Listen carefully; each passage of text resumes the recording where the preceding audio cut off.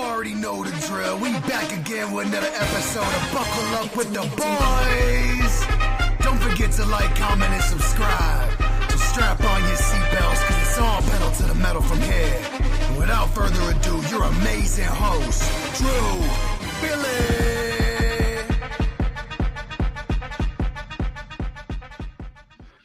Welcome back to another episode here of Buckle Up with the Boys, here with your host DB and host Trevor Dinsmore. Trevor, how are you doing on this? It was a gloomy Tuesday, rainy, now summer night.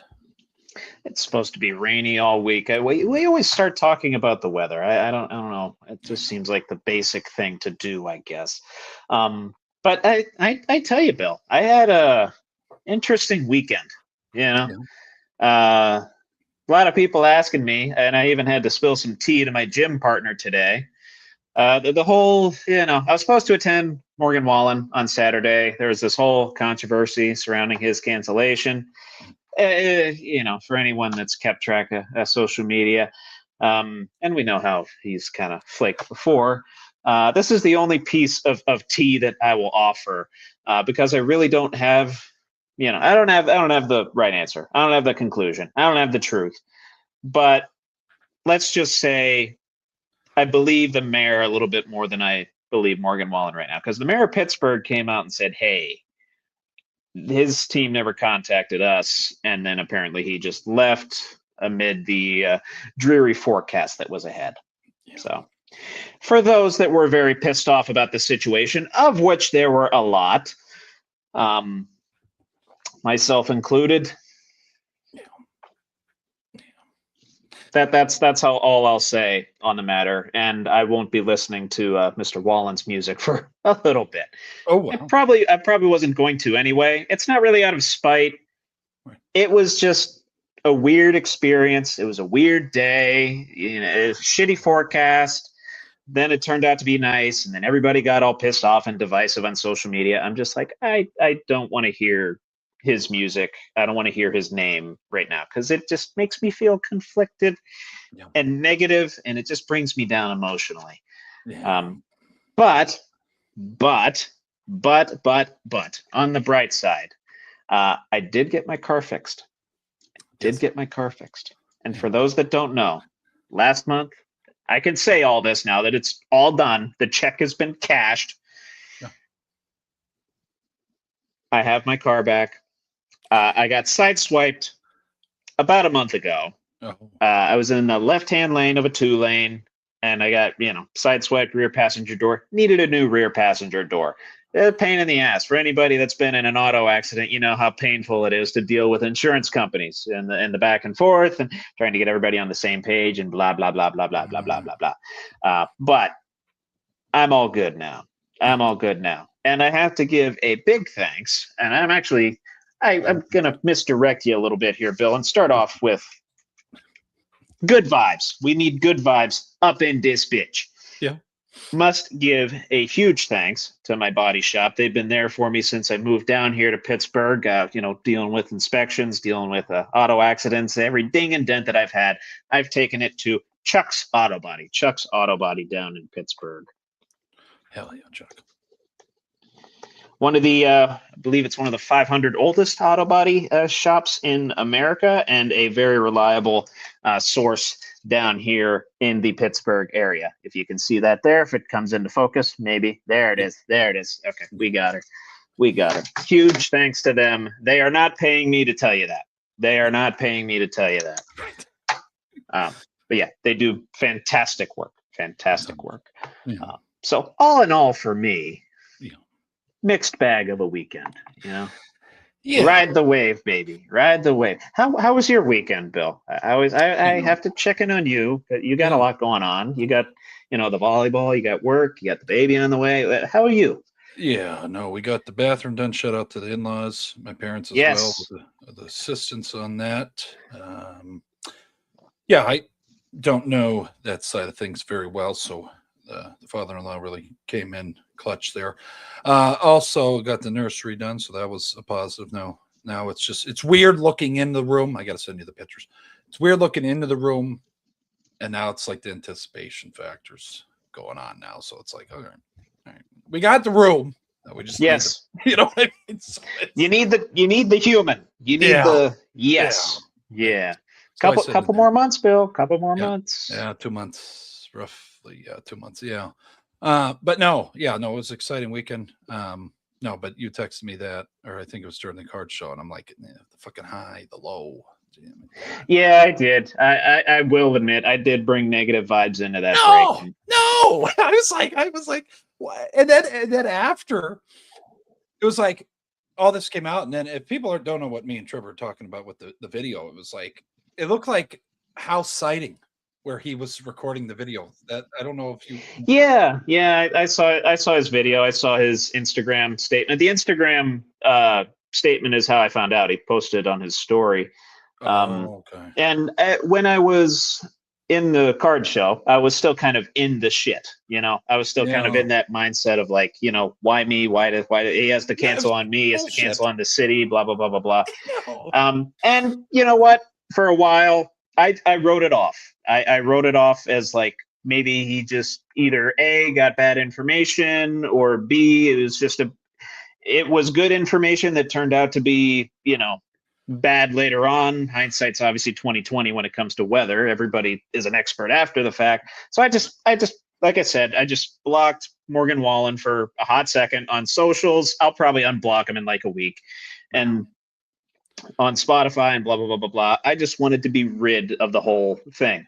And then I checked my social media yesterday morning, and the mayor came out and said on KDKA radio that his team, Wallen's team, never contacted Pittsburgh officials in regards to the situation. So I'm like, oh, well, all right, maybe that block on Instagram and Spotify and all that might last a little bit longer than a week. No, but we hope. Anyway, enough about that. We got sports to talk about. We got a lot of news sports to talk about. But we'll go through news here just to give you guys a little highlight here. If you're watching this from the beginning later on here or live right now, we'll start off with news. What's more likely with Trevor is that with me, NFL season predictions with Trevor on a scale 1 to 10.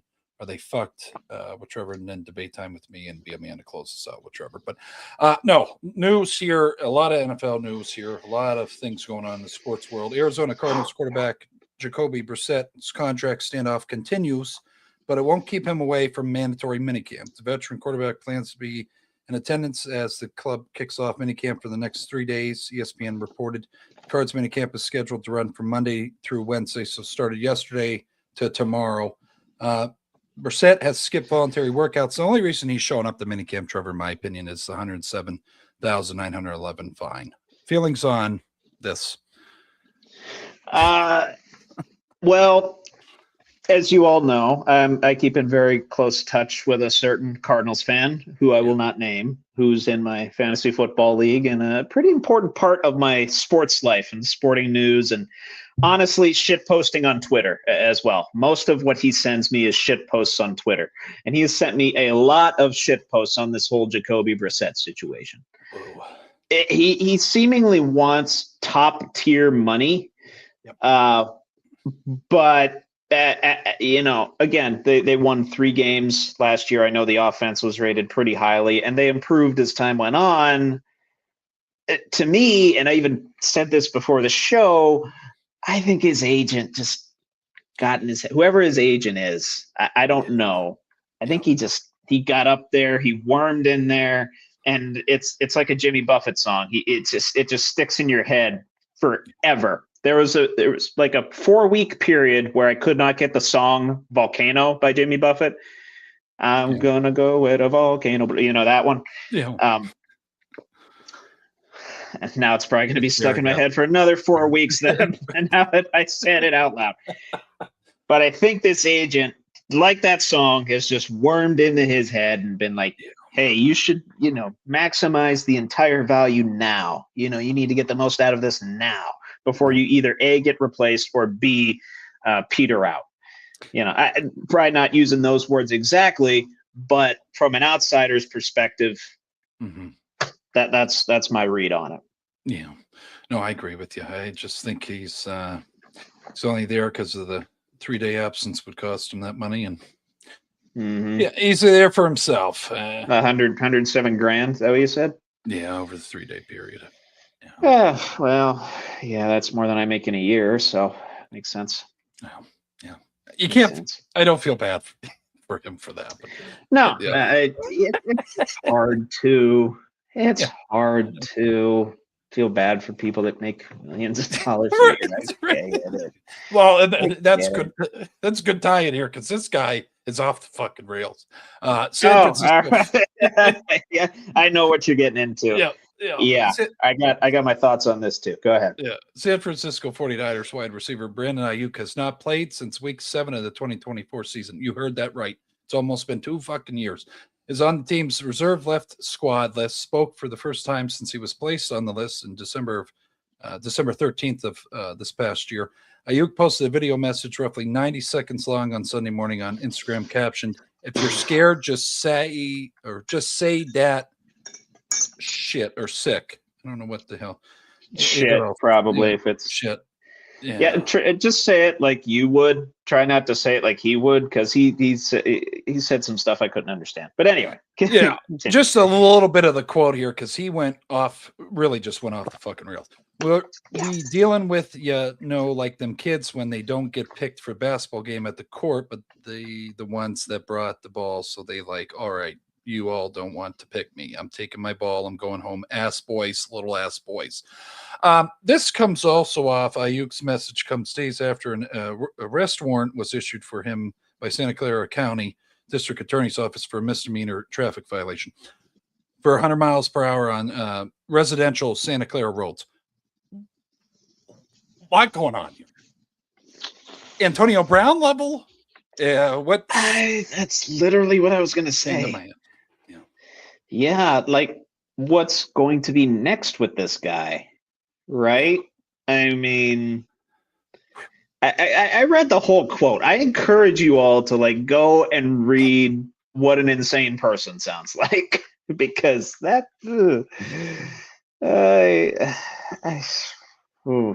he's yeah, I have it right here too. He said something about BA this, BA that, something like that. It's inevitable. It's coming. Stop running. Stop being a female dog. Stop being a little cat. At least he refrained from swearing for the children. That's good. At least, toward the end there, he says shit early on, but it's fine. Yeah. Stop running from the bill. Motherfucker, you just got an extension 2 years ago. Correct. A lot of money. A lot of money. Like top tier wide receiver money at the time. Yep. And this has been about as bad of an investment as Anthony Rendon was to the Angels. Yep. In terms of the production, in terms of not being on the field, some of it due to injury, some of it due to just his piss poor attitude, holding out, just not showing up for the fans, not showing up for his teammates, not showing up for his coaches, not even really showing up for himself. This is what he said here speaks volumes to me that I don't think he's the one actually doing the talking. Yeah. I think it's some of those voices in his head. I think, Yeah. CTE. Just on a maybe. I don't know. I don't want to go that far and say, because we have no way of determining that before, unfortunately somebody's passed on and we study their brain. There's signs. There's signs. I've seen this before. That's why. That's what I mean. What's next? This isn't it. This isn't like this has been going on for many years now. Like the AB thing went on for many years, and in some ways, it's still going on. Yeah. This is going to go on for a long ass time. We might just be in the infancy of this whole thing. Mm. I have a sneaking suspicion there's going to be a lot more uncovered with this guy's character too. Yeah. We've seen that too with Puka Nacua, although a lot of that he did to himself. Mm-hmm. He did it publicly. Mm-hmm. How much is going to be revealed of Brandon Ayuk in the near future, and how much is he going to throw his own ass in the jackpot? Something to keep track of. It's sometimes better than a soap opera. Yeah. But, yeah, 100 miles residential. Yeah. Near the 49ers home field in Levi Stadium. I mean, it's just a fucking mess. But, positive note here, go off of that fucking Yes, train. please. Randy Moss is still making big catches long after he finished playing football, mostly confined to his home for about 9 months while he underwent chemotherapy and radiation to beat cancer. Moss developed a deeper appreciation for being in nature. Now he's out freshwater bass fishing, Trevor. He's found that passion. Love It's a bass hobby. It's a getaway, and it's his therapy. Feelings on his fight against cancer and also actually starting up a World Bass Enterprise, and he serves as an ambassador for the Champions Tournament this fall in Henderson, Tennessee. Nice, man. Oh, I love bass fishing. Yes. I've not been a regular fisherman since I was probably 22, 23 years old. COVID times, right around there. All you could really do was something that was like social distancing. And there, nothing much more social distancing than fishing. It was one of the few places where you could go without a mask and you didn't have to stay 6 feet apart from one person. Yeah. On top of that, you can drink beer with people. So, Correct. that attracted me very quickly. Since I moved down here, though, I haven't really done it that much, and Moss, if you can, through his struggles, through his many, through his battles, man, you think you've gone through a lot, Randy's gone through quite a bit as well. He finds a passion, sees through it, obviously funds it, sponsors a bass fishing tournament. Like, I love it. I love to see people just follow their passions, even after, retired life in the NFL. Because a lot of players we see after the game, they don't know what the hell to do. Right. Thankfully, that is becoming much less common, and this is a success story in that regard. So I tip my cap to Mr. Moss, especially, finding a passion in that rough patch. Yeah.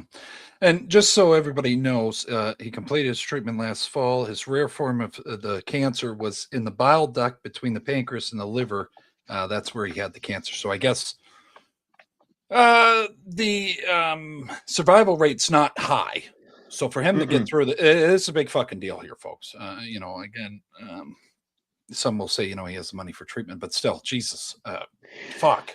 I imagine a decent bit of it. I mean, obviously I'm not a doctor. I'm no cancer expert. Right. I would imagine a good bit of it had to do. He was in pretty good condition. Yeah. Pretty good shape from being an athlete. Mm-hmm. In just general overall good health other than that. Yeah. But yeah, I just know, like, because I've dealt with, I haven't dealt with, but I've, seen childhood cancer and things of that nature, done Thon, donated to St. Jude, participated in some voluntary stuff with them. Yeah. And the better conditioned, like, I guess the more, the better the shape a person is in, a child is in as they go into treatment, the better off that they'll be, because they're conditioned to potentially receive more treatment. And I would imagine pretty similar situation for Moss. Yeah.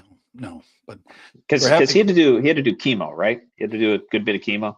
Yeah, chemo and radiation. Oh, well, yeah, that'll. I had an aunt go through breast cancer. I think she mostly did radiation, but even that knocks the shit out of you. Yeah. Chemotherapy, that's a whole nother. Yeah, it's a whole nother beast. Yeah. No, we're happy for him, and we wish him luck in his new endeavor. But this is a curveball. I was not expecting to read this. Chicago, the Windy City's new favorite son, Bears quarterback Caleb Williams, spent Thursday night celebrating his prominent place on the cover of the upcoming Madden NFL 27 cover for the video game that's beloved. He's hoping the jovial spirit shared inside the Aon Grand Ballroom at the Navy Pier is similar to the feeling he'll experience 3 miles south at Soldier Field this winter. I want to win as many games as possible, Williams said when asked what he's looking forward to most entering the 2026 season. I think we're building toward that. Feelings towards him being the cover athlete, Trevor. A little early. People have their opinions. Maybe. Okay. Maybe. But I will say, if you're going for exciting, if you're going for potential, if you're trying to strike the iron while it's hot, you got the right guy. Oh yeah. Obviously, plenty of other candidates, even potential, repeat candidates. A lot of the folks on this list you probably could have tossed on there again as well. Yeah, it could have gone a different way. But no, yeah, I'm all right with it. It's interesting to see a bear on there too. I don't know if have we ever seen a bear on there? Maybe like in the way early days, but it hasn't been for a long time because the Bears, at the skill positions have been pretty shit for a while. So, I do know a couple Bears fans too that'll be happy. That'll be happy with that. I don't know if they play Madden anymore, but just for the fact that they're getting some representation, their franchise is heading in a positive direction, and obviously Williams is a pretty big catalyst for that. So. No, we'll see how that. I just hope the game's fucking good compared to this year. I know. Well, here's the thing too. It has the unfortunate distinction of having to compete with GTA 6, which comes out in November. Yeah. In all honesty, this is not a slight on Madden and what Madden means to me and the history I have with it or the quality of the game itself. Right. I might not. I don't know if I will buy the game because GTA 6 comes out, and Lord knows how much that's going to cost and how much VC you might have to pump into that thing to be successful and blah blah blah blah blah. Yeah. So it's going to take over. I don't know. Not. Yeah, maybe. Not to put a negative light on the headline that we're trying to push through here. But yeah, it's a tough draw. It's a tough draw for any video game this year. Yeah. You have to compete with that. So 2K included. Yeah, it's going to be. But indeed. Yeah, Denver Broncos. This is a really interesting situation here. Denver Broncos pass rusher Jonathan Cooper was arrested Thursday night in Colorado on a domestic violence and criminal mischief charges. Douglas County Sheriff's Office jail records were per Douglas County Sheriff's Office jail records. Jesus. Cooper was taken into custody by Parker Police Department at 11:16 p.m. local time and booked into Douglas County Jail at 2:38 a.m. Cooper appeared in court Friday morning. His next scheduled court date was yesterday at 10 a.m. It's unclear what led to Cooper's arrest. There's not a lot of information. What I'm really concerned about is how, when I'm asking you this, he has a 4-year, $54 million extension that he signed back in 24 with the Broncos. And also, what the fuck's his name? Sean Payton. How is he going to play out with this? Sean Payton. We're talking about this. Yeah, we're talking about the same gentleman that Bountygate, push Bountygate a while back. He just seems like a gentleman that just is very passé about it. Like a Brian Kelly type, obviously an offensive genius, quarterback guru, perhaps, but when it comes to controversy dealing with that, maybe I don't know if it reaches Kirby Smart levels of apathy, but it just seems like he doesn't. Yeah, and history might speak otherwise. I'm just going off of gut feeling and my perception of things here. Yeah. And I wanted to point something out too.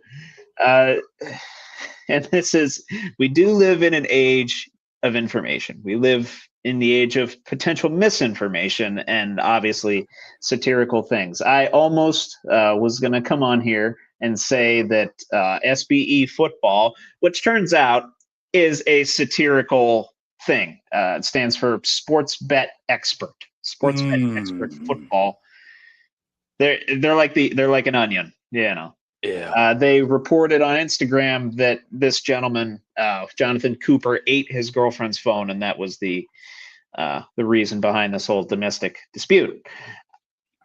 Thankfully, I just did a Googling of Sports Bet Expert right before the show. I'm like, oh, they're satirical. Okay, that's okay. That's interesting information. Love that. Yeah. And they had a nice 3-paragraph write-up thing too.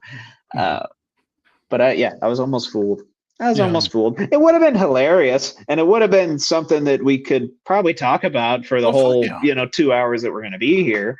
But as it stands, this I don't want to say, I hate to diminish like run of the mill domestic incident. This Right. is, just another in a long line of them that we see with professional athletes, and Sad. continues to be a problem, especially for a young up and comer too. I mean, we're talking about what, 7th round pick, Yeah. second on the team in sacks last year behind Nick Yep. Benito. So like, talk about a really good player who's going to be dealing with some off the field issues now. We'll have to see how it affects Denver's defense. I mean, they got depth at all levels, but we'll see. I just posed this to you before we go over to the Steelers news. You're Sure. making $54 million. Yeah, It's just hard for me to understand where you're over at. 4 years, but yes, Yeah, but like where you're at though, like some of these guys making these decisions, Trevor. It's like, God, you got the fucking world, man. You got it. Yeah, Why? got to buy the balls. Mm-hmm. Like Ayuk. Mm-hmm. Like, what are we doing? Well, I mean, yeah, they're playing a contact sport.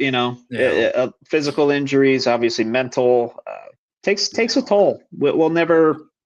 No, We can't relate to these athletes. No. We just can't. No. We're not. No offense, we're not very athletic. No.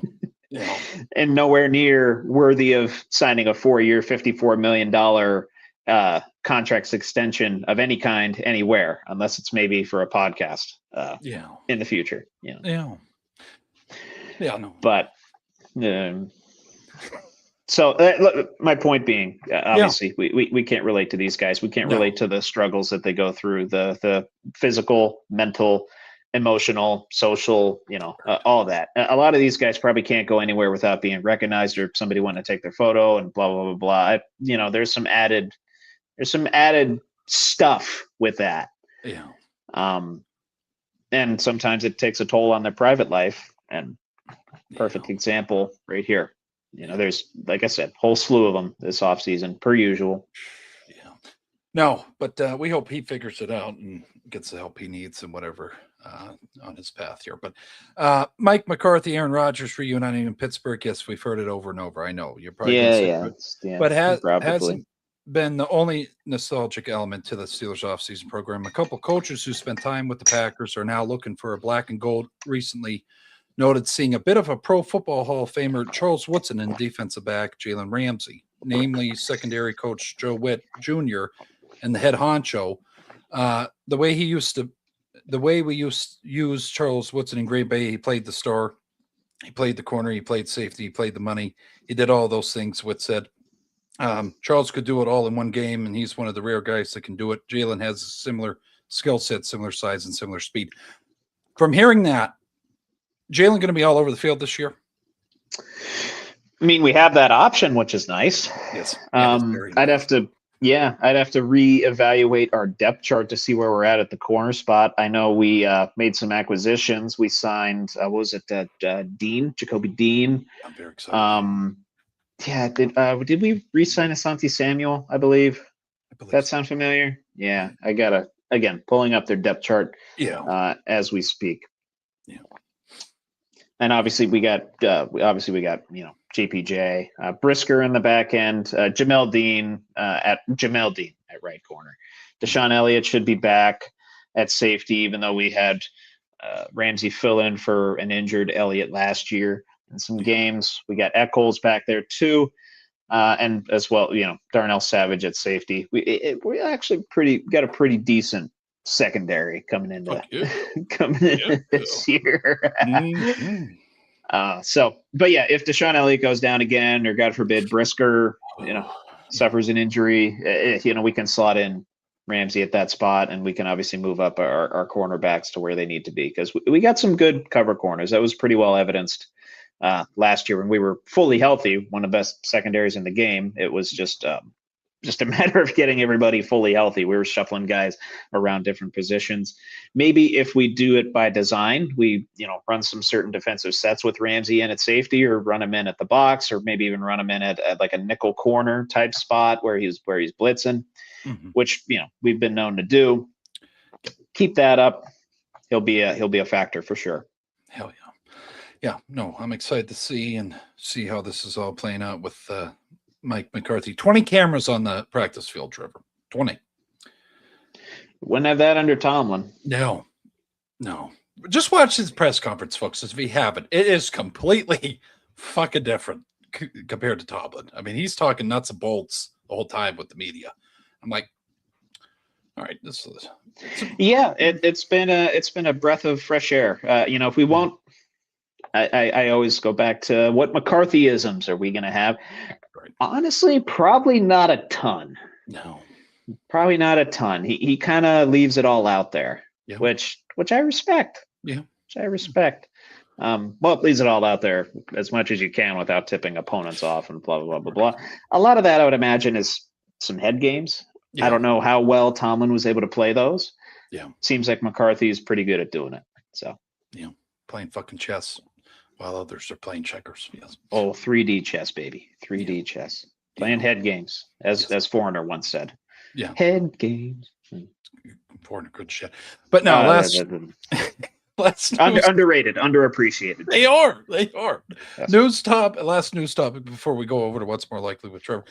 Chicago Bears announced on Friday that their board of directors has voted to advance their stadium development project in Hamden, Indiana, with a specific site to be determined. We believe a world-class stadium project in Hamden will transform the region, connecting Northwest Indiana to the South Ridge of Chicago through the Loop and across neighborhoods and suburbs stretching north of the city. Bears chairman George H. McCaskey and President CEO Kevin Warren said in a statement, it will bring Chicagoland together and deliver new opportunities to its residents and businesses. How do you feel? Moving 17 miles south, is that what it is? Yeah. Roughly. Right in Indiana. So I guess they're still going to be called the Chicago Bears as far as we know. Yeah. Even though they're in technically a whole different state. Correct. Yeah. But as I understand it too, the Bears have their lease at Soldier Field until 2033. So what? 8 more years. Your dad. Him and eggs, that would be cool. There's a lot of farms over there. So oh God. When we drove to South Bend, it was farmland. Right. Thankfully, we did it during the day. If we did that shit at night, no, thank you. Voorhees was gonna come out and chop all our heads off. Wasn't gonna be good. Spooky shit. Spooky shit. But so lease runs out in 2033, at which point they'll be looking to move south. And from what I understand, it's more a concern with like one of the middle lines, i.e. property taxes, which are pretty high in Chicago versus Hammond, Indiana is where they're going to be. Hammond, Indiana. Little bit more relaxed. Now, obviously that'll free up potential funds for stadium development, advertising, allocate some more money toward the cap as the cap continues to goes up, blah, blah, blah, blah, blah. Financially, it makes sense. But obviously from a fan historical perspective and, for the love of the game type perspective, doesn't make a whole lot of sense. I mean, you're moving to Indiana. You're still going to be called the Chicago Bears. You have all your history tied up in Chicago proper. Since the beginning of the NFL, NFL's 106 years old this year. Or 107 years old, I guess, technically 107th anniversary, whatever. However the math works. I'm only an accountant. Sorry, folks. You have your entire history, the oldest franchise in NFL history, tied up in this city proper, and now you're, picking it up, moving it 17 miles south to a different state. George Hallis, I mean, you're the names here. Oh, he's probably spinning in his grave, buddy. That's what I'm saying. He's probably spinning in his grave. Yep. Don't like it from a fan perspective, but a lot of things that make financial sense are going to piss off the fans. Just so I think why Chicago fans and maybe NFL fans, the team unveiled that they bought this land back in September of 22, nearly $5 billion plan for the Arlington Heights that called for an enclosed stadium that could host Super Bowls and Final Fours. That's what they want to try to do. Basically, Indianapolis, in a nutshell, Lucas Oil. Are they trying to build a dome? Yep, enclosed. Oh. So you're not going to have the windy. See, that's the a whole snow. nother. Yeah, that's Windy City. That's out the door. Yep. The Chicago winter. I mean, the fog bowl. It's snowy. Like, yeah, we're losing it here, dude. They're probably going to go to a turf fucking field too. Turf. Yep, probably. Yeah. Yeah. I mean, Sad. it's going to be completely fucking different for these. Call me a traditionalist, but you're losing a lot of. You're going to lose History. some. Yeah, you're losing a lot of history. You're going to lose a lot of integrity, a lot of fandom there. It's fucked up. So, a little bit. Yeah, but that's all I had for news. You want to go over what's more likely? Sure. I'll try and bring us up a little bit after destroying the history of Chicago. Go ahead. Yeah.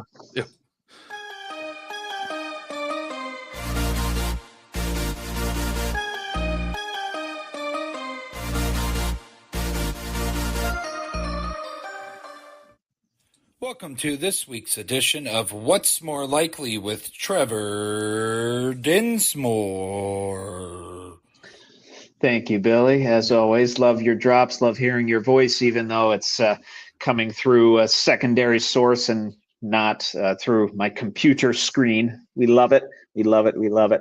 Diving a little further into the implications of the Myles Garrett trade that occurred last week. Which, first of all, he seems very happy in LA. Like, he's smiling, he's glowing. I think he's got a little bit of a tan going on already. Mm-hmm. He just seems, like he's obviously ready to win a Super Bowl.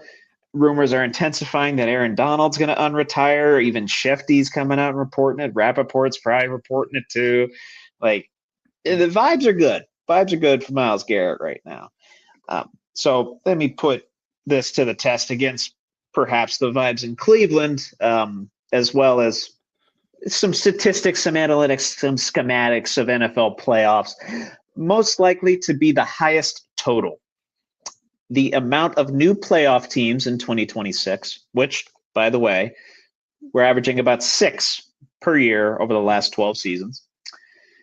Rams losses or Browns wins. Most likely to be the highest total.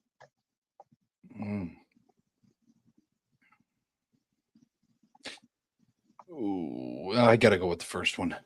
Yeah. The playoff teams, new playoff teams. Yeah. Think we hold strong at 6? Do we think we get some more different ones in there? Yeah, like more than 6? 7 or 8. 7 or 8? Yeah. Okay. Who do you think potentially, as I bring up last year's playoff standings? Well, first of all, who do you think maybe doesn't make it that made it last year? Are we saying the Patriots? Are they gonna? Yeah, they had a cakewalk. I know people hate me saying that, but it was. I know. Right. That's understandable. Yeah. Patriots. Patriots. Seahawks. We'll see. Yeah. That's a hot take. That's a very hot take. It's very early to say.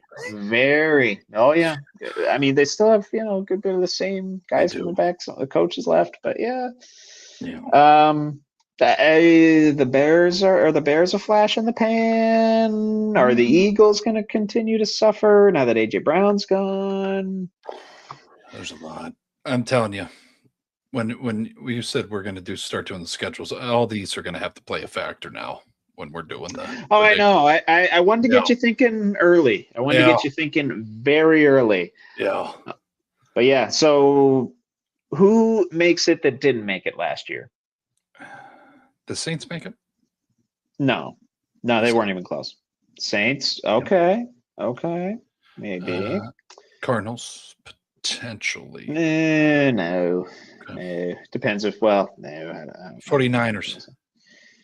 They made it. They made it last year. So who did make it last year? In the NFC was the Seahawks, Bears, Eagles, Panthers, Rams, 49ers, and Packers. In the AFC, Broncos, Patriots, Jags, Steelers, Texans, Bills, Chargers. So early on, in the AFC, I probably got to say Ravens, Bengals, Chiefs. candidates for your new playoff team. I wouldn't be surprised if Vegas potentially makes a run with the free agent signings that they've Raiders. had. Yep. They're Raiders. Yep. Detroit over in the NFC. They had a down year. They had a decent draft. Yeah. The Commanders, if they're healthy. Jane Daniels. Some people picking the Giants to maybe even win the NFC East. I don't know if I'd go that far. Yeah. That NFC South is always a cluster. Could see somebody other than the Panthers making it. Yeah, Bucks. So yeah, so yeah. Go ahead. Yeah.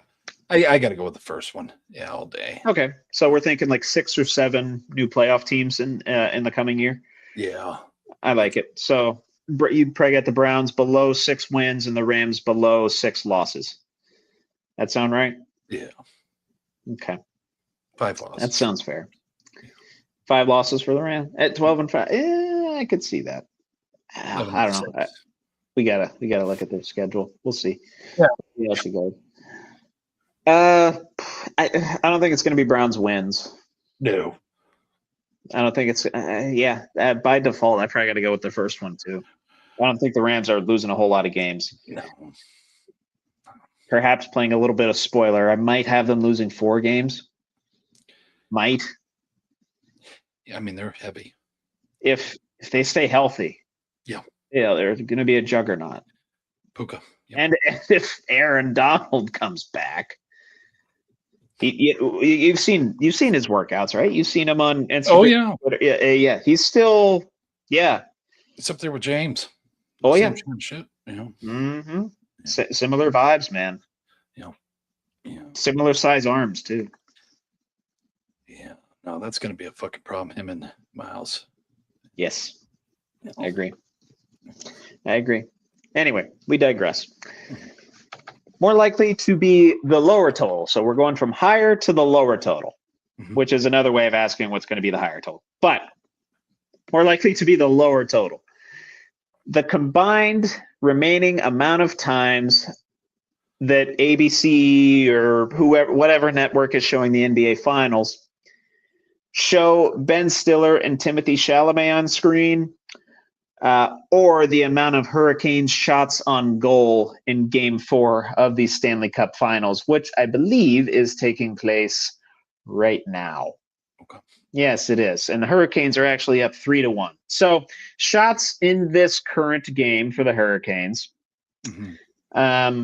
or the amount of times they show Chalamet and Ben Stiller combined the remaining amount of time throughout the finals. So you kind of have to do some math on maybe how many games we're going to have here.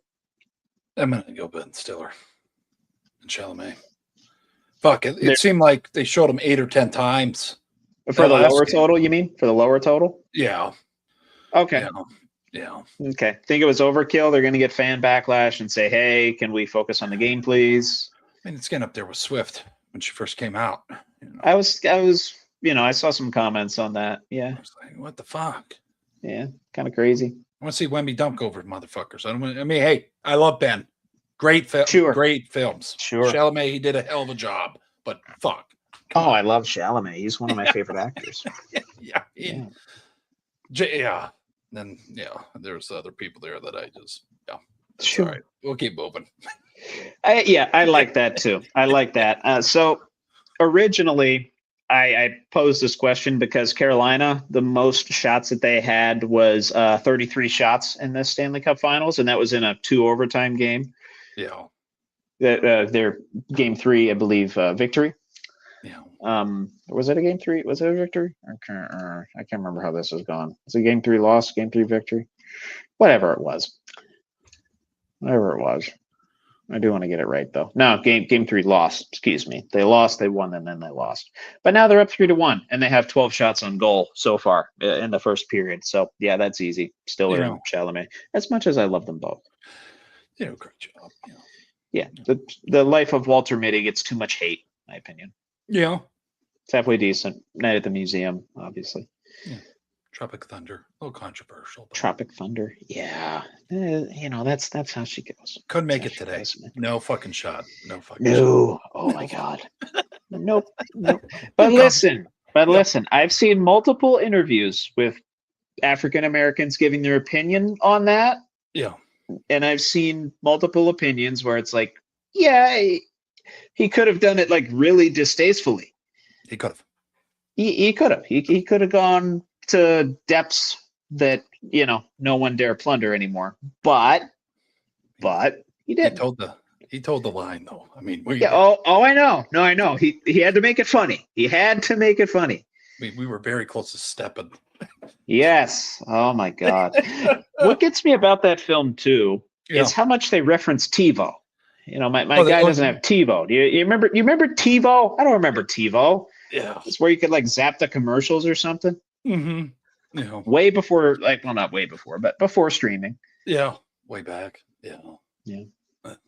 But anyway, we'll talk more movies here in a second. Yes. Little precursor to our final what's more likely question. Oh, yes. I want to talk about WWE for a hot second. Yeah.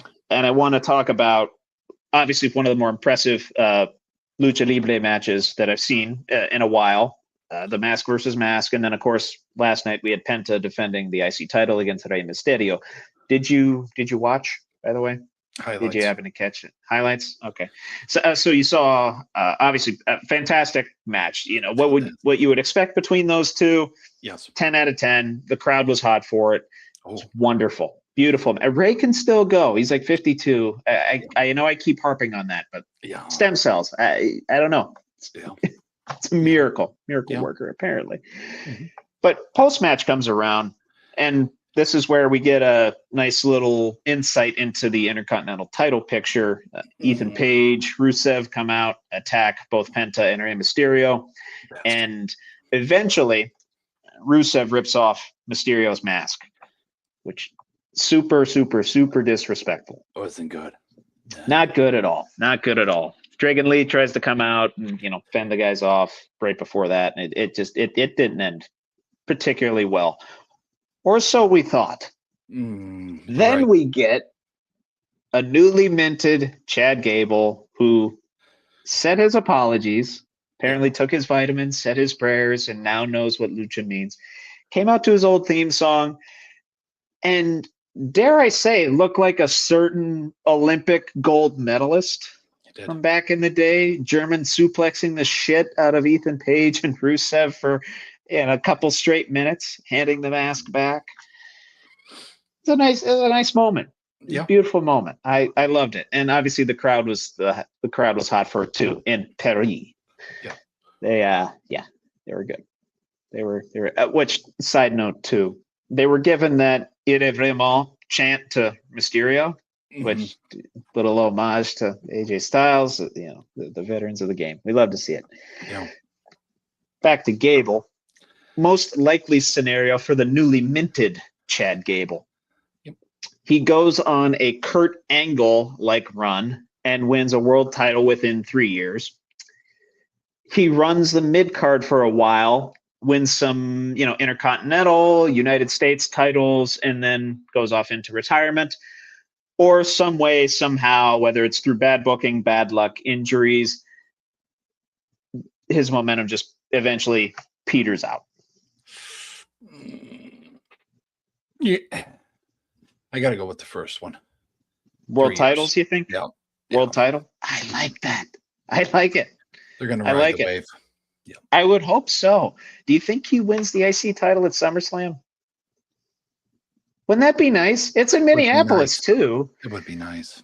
Yeah. Yes. I don't know if it's too early. I don't know. I don't think it's too early. He's been in WWE for 10 years. Right. Give him a fucking chance. Give him a chance. Yeah. Come on, Paul. Come on, Paul. Maybe someone takes the title off of Penta before that, and then he takes the title off of them at SummerSlam. That would be cool. You have a little transitional champion thing going on. I mean, no offense to Penta, but it's time to move on. Yeah. Maybe, but I don't know. It's a story for the hometown Minneapolis crowd. Yeah. No. Yeah, I like Chad. I love Chad. First getting used to him, like it's a knockoff Kurt Angle. Last night, it's like, all right, this guy's pretty fucking cool. I like it. Yeah. Guy's shredded too. Yeah, guys. He's a fucking jack motherfucker. He's a machine. Yeah. He's a machine. Yeah. Like Sculpted. it. Like him a lot. Yeah. I hope you're right. I hope you're right. But I'm gonna go with the Goldilocks porridge right in the middle here. I'll say runs the mid card, wins some United States Intercontinental titles. Just based on what, guys that just get hot, carry a lot of momentum. Maybe they have a world title match or two. You're like your LA Knights of the world, unfortunately. We've seen what's happened with him. And he just kind of floats around the mid card for a while. I think upper mid card is a good spot for Chad Gable. I think that would be good. Maybe a few world title shots. You give fans the hope of that. Yeah. That'd be nice. I like your answer a little bit better, but I'm just going based off of my brain, not my heart with this one. I think they've abused LA Knight. You brought him up. Yeah.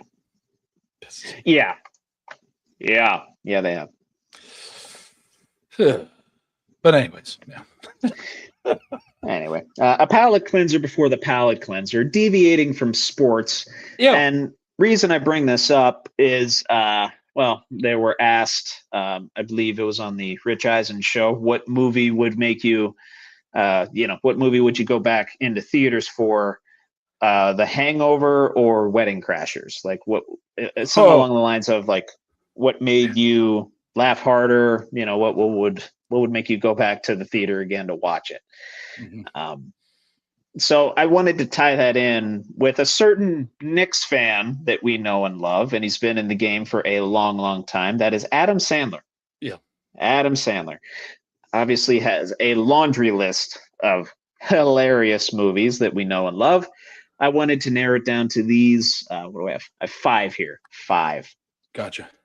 Most likely 21st century Adam Sandler movie. So for no Billy Madison, no Happy Gilmore, nothing from the 90s. Okay. Yep. Most likely 21st century Adam Sandler movie to leave a first time viewer pissing their pants. And I'm talking literal, like you're laughing so hard, you piss your pants. Yeah. I laughed so hard today, I almost shit my pants. Hell yeah. It was good. I think it was at a Shane Gillis clip. Okay. But Happy Gilmore 2. I noticed I said there wasn't Happy Gilmore, but there is Happy Gilmore 2. 51st Dates. I Now Pronounce You Chuck and Larry.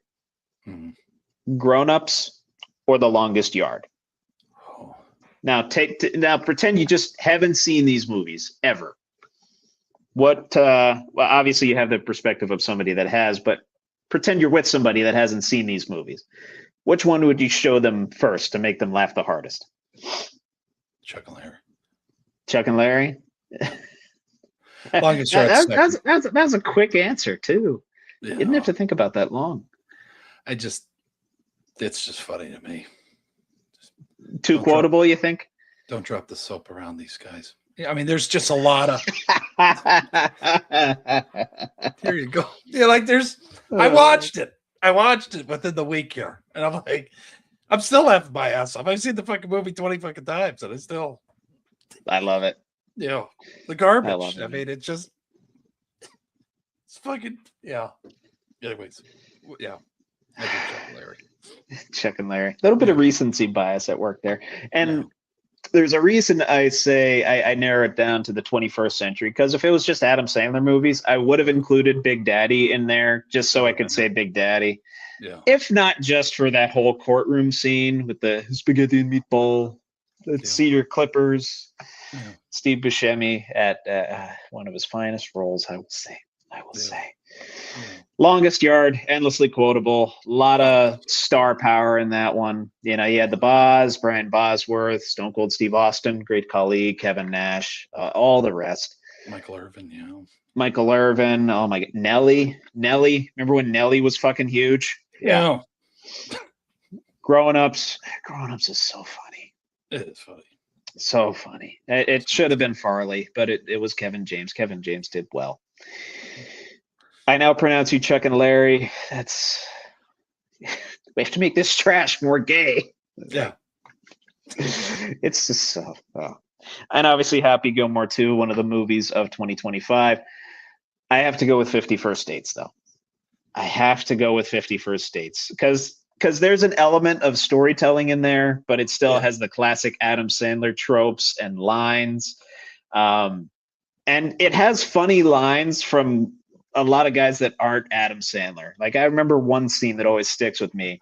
He's trying to impress Drew Barrymore's character, Lucy, and he drew a picture. And first of all, if you haven't seen it, the premise of the movie is that this girl has memory loss issues due to a vehicular accident. And this guy, Adam Sandler, tries to make her fall in love with him over and over again. One of the ways that he does it is he draws a little picture of like a fishing boat because it reminds him of like their relatives. Her relatives love to go fishing. Yeah. So she rejects him this one time. And there's this old guy sitting at a cafe, the Hookie Lau Cafe. Yeah. And he's like, "Can you hand me that? I need something to wipe my ass with." Yeah. Just little shit like that. Or the Reese's, the peanut butter cups, the peanut butter cups and the eggs. There's one. That's a good one. And Rob Schneider's character is so good in that one. I don't mean to derail the list too. Go ahead. Yeah, sure. Anger management, I'd have to. Oh yeah. Him and Nicholson, just so good. I'm gonna watch that when I get it. I'm gonna laugh my ass off. Oh, right. I mean, there's so many fucking good. Buddha's got a hiney. Told your sister that she had ghost in her clothes and she would take them off. What did you say? Remember, dude? Like, there's so many. Fucking. Did you get it on with my sister? Over and over again. Oh God! Oh. I quote that every time I get mad at a Sixer game. You got the anger sharks are swimming in my head. Yeah. Swimming. Excuse me. Swimming. You gotta dunk that shit. Goose Fraba. Yeah. No, they're all good. Which is totally made up, by the way. I don't know if it doesn't. Goose Fraba doesn't mean anything. No. Sad. I use it sometimes, but it's calming. You know? Yeah. It's an old Eskimo word, I think. That's what the. No, but the fucking I feel pretty on the bridge. That scene. Yes. Makes me piss myself every time. Get the fuck out of the way. Asshole. We're working here. All right, we can go on all fucking. That's good shit, Trevor. That's good shit. Whoa. Yeah. Wait a minute. One more. Yeah. One more. Have you ever seen The Cut with Bobby Knight in it? Mm-hmm. Yeah. He's like, "This is anger management. I thought this was Sex Addicts Anonymous." Throws the chair across the room. It's fucking awesome. I mean, it's just. I should have included that one on the list. But yeah, 50 First Dates. Oh, yeah. It makes me emotional. I mean, that's what I mean. By the end, you're like crying, but you're also like pissing yourself laughing early on. Yeah. It's a nice touching film. Yeah, it's one. I don't think people respect him. That was a hell of a movie. I mean, it's good. It's very good. Yes. If you haven't watched it, I mean, fuck, it's already been out almost 20 years. Go watch it. Something like that. Dedicate an hour 45 to it. Come on. But Amen, brother. Yeah. Good shit. What do you got on tap for Is That this week? What do we got? Is that a Hall of Fame player from the NFL? All righty. I think we did this with Steelers, no? We did this with Steelers, or okay. This is just everybody else? Everybody else. Yeah. Sweet. Love it. Let's do it. All right.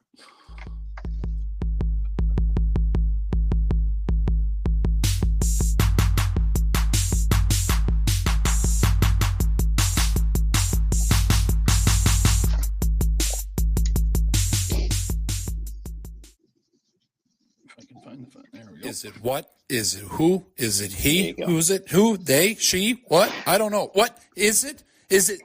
Is that? Is that? With Trevor and DB. All right.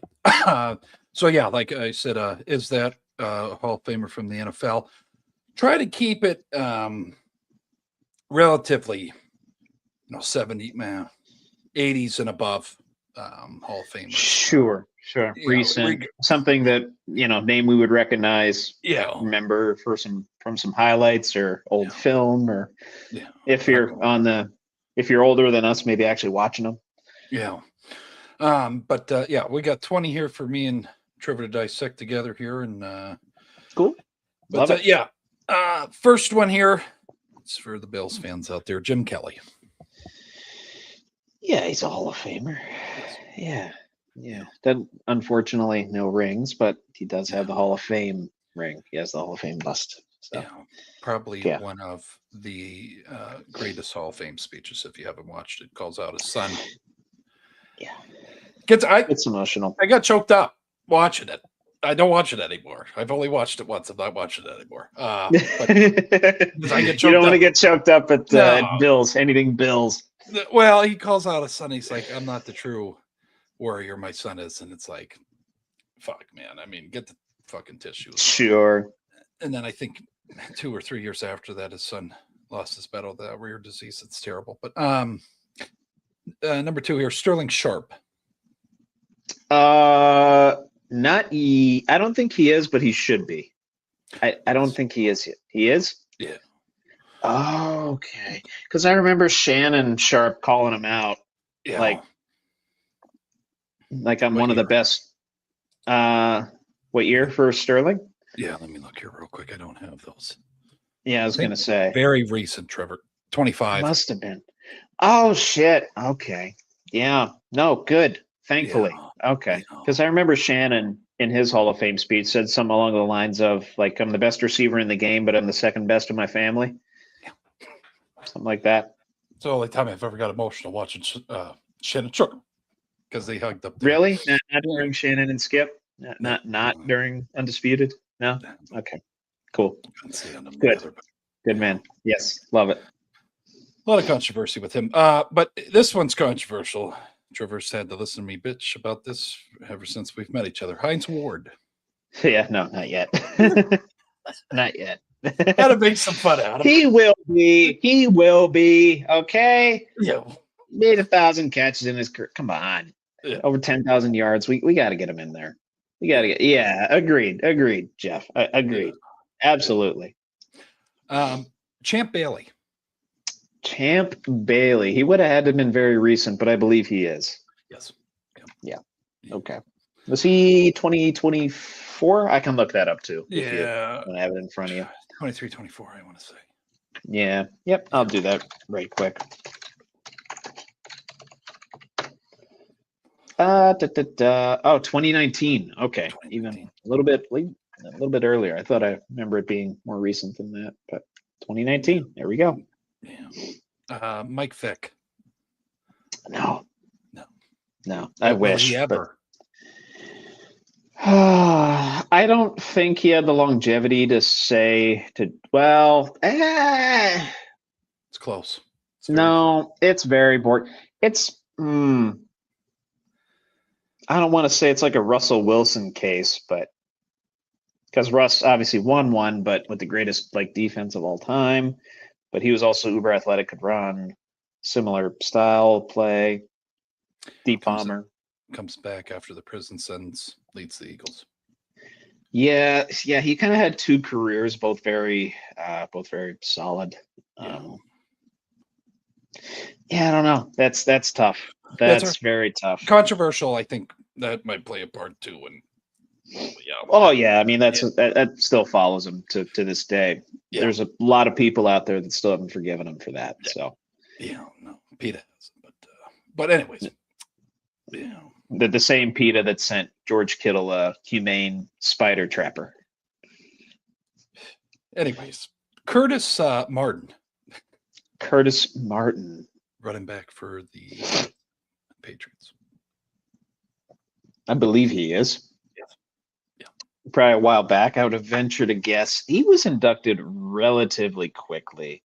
2008, I want to say 9. Yeah, something like that. Let's see, 2012. Okay, 2012. We were close. Yeah, we were close. Curtis Martin. Okay. Yeah. A non-Steeler I really respect because he's just a hard-hitting son of a bitch. Brian Dawkins. Oh, my favorite Eagle. Yeah.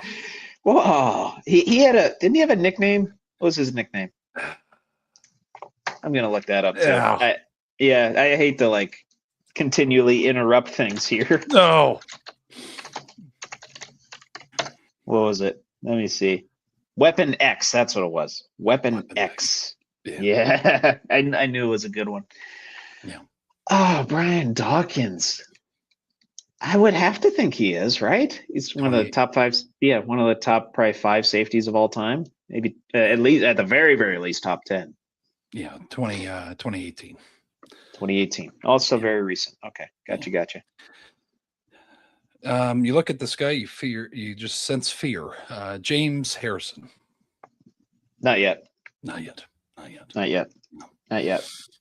Not yet. There's a reason I say not yet with these Steelers. Yeah. I'm holding out hope. Tony Dungy. Tony Dungy. Oh, okay. Yeah, he's definitely not in there as a player. I would. Yeah, he is. Yeah, he's in there as a coach. Yeah. He was. He got in there like 22. 22. Yeah. Yeah. Does that sound right? Close to Peyton. Okay. I was going to say those two were around the same time. Yeah. Let's see here. 2016. Never mind. Oh, geez, it's early. Okay. Yeah. He got in quick. That was way off. Okay, good. Good. Yeah, absolutely. Coached by Tony. Marvin Harrison, Sr. Marvin Harrison, Sr. Yeah, he's in there, isn't he? Yes. Yeah. Okay. Yeah, I was gonna say he has to be. One of the leadingest receivers of all time. Yeah. This Pac-Man Jones. No way. No. Okay, thank God. What are you going to say, Vontez Perfect next? No. I had to put a funny in there. I can't. I know you did. Like your face gave that one away. I'm just. I couldn't get through it. I don't want to play poker with you. Yeah, if you're my cinch partner, I'm concerned. Yeah, no, I can't stand him. All his extracurricular boxing, what have you. Steve Tasker. Oh, that's a good one. Gunner for Steve Tasker. Who? Huh? He was a gunner for the Bills. Gunner. Oh, special teams. Oh God, he was so good. Yeah. Yeah. Okay, I remember seeing film on him. I don't think he is though. No, I don't think he is. Should He's be. not. It's special teams, like just the specialists. It's tough. It's very, very, very tough. He caused them to change the rules of coverage on punt returns. Yeah, he would do some certain move. So get him in there. Torrey Holt. Real quick side note: anybody that like makes you change the rules of a game because they're that good should deserve some consideration. I mean, come on. I mean, fuck. Well, I mean, he's obviously in there. He's all set. He's fine. Who'd you say? Torrey Holt? Yeah. He's in there. Yeah, no doubt about it. No. He's not? What? No. I Googled that. I checked 5 different fucking sources on that. Okay, hang on. So I see that and I go, okay, well then how? It's hard to make that claim with Hines. It's kind of. He's part of the 2000s all-decade team, 920 career receptions, 74 touchdowns, over 13,000 receiving yards. Most receiving yards in the decade at greatest show on turf. I don't know how. Okay. Can we get him in there soon, please? Please, that'd be great. That's stunning as hell. I can't imagine Isaac Bruce is in there then. If I got to look that up because he was the. Now, Isaac Bruce is in there, 2020. Really? Yeah. Nah, I don't know how Torrey Holt is. That's interesting. Retired with the second most receiving yards in NFL history, 15,208, 1,024 receptions, 91 touchdowns. So, okay. I mean, yeah, a little bit better stats, but like, those two played together for a while and piled those up. I mean, come on. Hopefully he's in there and Hines eats soon. But yeah, 14 here. Jack Lambert. Yeah, he is. Yes. He better fucking be. Otherwise, he's probably gonna throw the remainder of his teeth at the voters. Yeah, 91. He was inducted. Yeah, long time ago. Good. Sure. John. Was he first ballot? If he wasn't, I'm not upset if he's not, but yeah, Lambert. Yeah, let me check here. 19. Yeah, he wouldn't have been first ballot, but pretty close. Yeah, A couple years of eligibility. Yeah, probably one of the best Hall of Fame speeches. Thank you to the Pittsburgh fans. Thank you, Art Rooney. If I want to live my life all over again, I'd want to be a Pittsburgh. Yeah. Goosebumps, man. Chills. Mm-hmm. Yes. This guy, not the biggest guy, but John Lynch. John Lynch, current executive for the 49ers, John Lynch? Yes, sir. Okay. Tampa Bay safety and legend, defensive legend, Super Bowl champion, John Lynch. Assassin. See, I have a feeling this is like one of those trick ones, but I'm going to say yes, he is. Yes. Okay, good. Good. Yeah. Yeah, the stats alone. Now, yeah, these are going to get interesting. Fred Taylor. He's not yet. No. He's not. Yeah. No, I only know that from the Pivot podcast, honestly. Yeah. And Adrian. Jake. Oh, yeah. Go ahead. Oh, Adrian Peterson. Is he eligible yet? Believe so. Not going to lie. I'm going to say no, by the way. He's not in there yet. No. He will be, though. Yeah. Let me look that up because that's going to bother me, Trevor. Fuck. Oh, yeah. Take your time. Yeah. Him and Ben could go in together. Next year? Yeah. 27? 27. Yeah. Nice. Good. There you go. Yeah. Good little tie-in, though. Not yet eligible. So, yeah, not quite. John Madden. Yeah. Took a while. 2006. Probably. Yeah. I know. Yeah. I know. It's probably just one of those things where it's like, wait, he's not in there? Yeah. Oh, shit. Okay. we got to take care of that. Yeah. And then to close it out, because we talked about him, Randy Moss. Yeah. Yeah, he's a good one. Mm-hmm. So by my count, I got 3 of them wrong, I think. 3 of them? 17 for... Did you do 20? Yeah. Or did you 20? Okay. Yeah. Okay. Yeah, I think I had 3 wrong. Yeah. Okay. I missed one. 18 out of 20, I thought. Okay. Maybe it was. Yeah. Maybe it was. I'll have to go back and look at the footage. I'll take your word for it. Yeah. I must have forgot to tally one down because I do my little tallies over here. So. No, you did great. Yeah. Fuck. Cool. Tell me what a couple of them. Throw some current, guys. But sure. The Torrey Holt one still, that one's just it's lingering in my head right now. I'm like, no way, man. Yeah.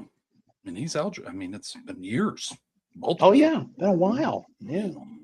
So, but hopefully they do the right thing and get him in there. And, That'd be nice. That'd be nice, man.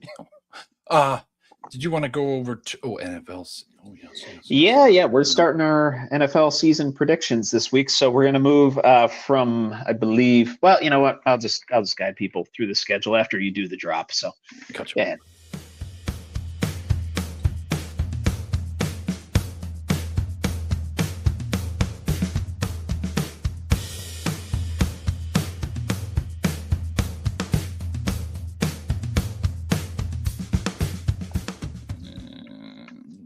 NFL season predictions with Trevor Dinsmore.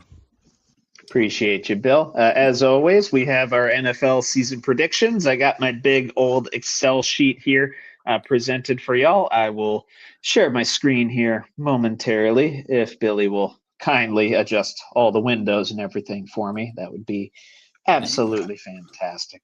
Awesome. Yeah, I can zoom in. Here we go. Beautiful. So you can see that this week, Saints and Falcons. Then we go from, continue through the NFC South, starting the first couple of weeks with 2 teams just to get us, of course, back acclimated again. We'll do several weeks with 3 teams here. Then we'll go back to a couple teams for the 21st and the 28th, and then a few more teams for a couple more weeks, and then rounding it out with the NFC and AFC North. So we're going to move from NFC to AFC, South to West to East to North. South, West, East, North. That's where we're going to go. Yeah. But yeah, this week, Saints and Falcons. Next week, I did want to give a precursor as well. I will be on a Caribbean cruise next week. I set sail on Sunday. I'll be headed to destinations in Mexico, Honduras, and Belize, departing from Miami and obviously coming back to Miami. So that'll be very, very fun, man. I'm looking forward to it. Looking forward to a great time, and obviously, meeting some new folks, making some new friends, and maybe making more than friends, if you know what I'm saying. Every night. Little Roger Dangerfield. Yeah, yeah. Just think of the final line of Caddyshack. That's what I'm hoping happens. That's all. Hell yeah. That's all. So next week, I will be delivering my Bucks-Panthers picks to Billy. Actually, before I set sail, I'll be delivering my Bucks-Panthers picks to Billy, and he'll run through them in a probably, 30, 45-minute show. Next week, you'll run through your picks. He'll run through my picks. Yeah. And then we'll get back on a normal cadence on the 23rd.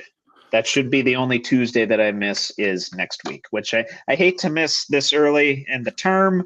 But I booked the cruise like a month ago, and it's not refundable. So, yeah. Also, I only get 2.5 hours of Wi-Fi per day on the cruise. I'm hoping that I use next to none of that, other than Snap stories, maybe a few Instagram posts. But yeah, gonna be fun. And Billy's gonna be having a lot of fun with y'all. Buckle up with the boys next week, 8:00, without yours truly. But that's how she goes. Yeah. But anyway, I will take this down. Gotcha. And you can get us back to beautiful. Now we're on top of one another, and we can get started with this inaugural week of NFL season predictions. Just let me get my schedules sorted here on my end. And then we will dive right in. Are you ready, Bill? Ready? Yeah. Okay. You want to start with Falcons or the Saints? Let's do the Saints. I've been abusing them over the years. Okay, fair enough. We're talking positive about them now. Tyler Sheck, Chris Olave, a lot of those guys. Jordan Tyson.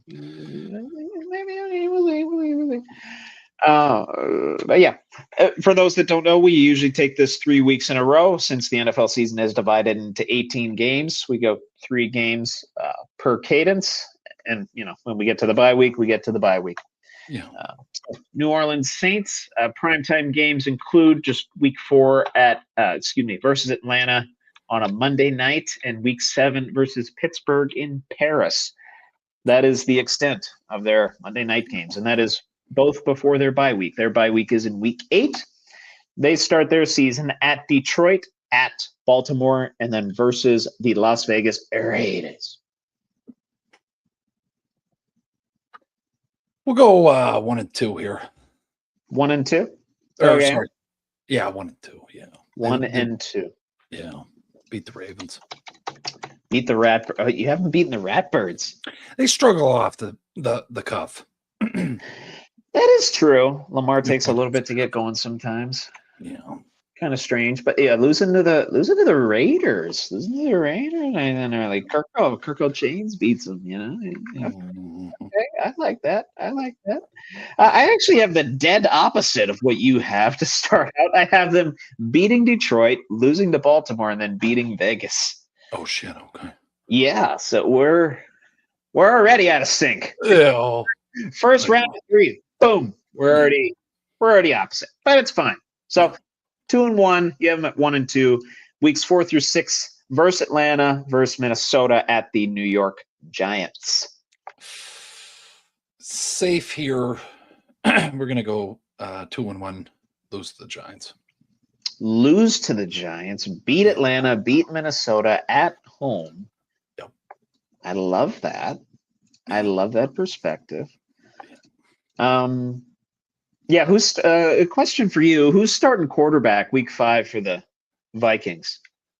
Is it still Kyler? Yeah. Okay. I was going to say, at that point, probably still Kyler. I have them losing all 3 of these. Losing to Atlanta, losing to Minnesota, losing to the Giants. Slipping a little bit after the hot start. It's still, kind of a mix of a young at key spots, but then aging at, some different spots as well. Plus, you get the whole Cam Jordan potentially being disgruntled. Might catch up to him a little bit. But yeah, here's where it gets spicy. Week 7 versus Pittsburgh in Paris, and then their bye week, week 8. Week 9, they got the Cleveland Browns. I don't see them. 1-1 here. Loses Steelers. Yeah. Okay. Good. Yeah. I don't know. We tend to do well overseas. Yeah. We tend to do well overseas. You might hate me, but I have New Orleans beating Pittsburgh. Jeez. They seem to have our number for some reason. I don't know the Drew why. Brees era. Yeah. Oh yeah, they did. They did. Yeah. I have a feeling that's just going to carry over. And plus, Pittsburgh, right before they get to that, they play Tampa on the road.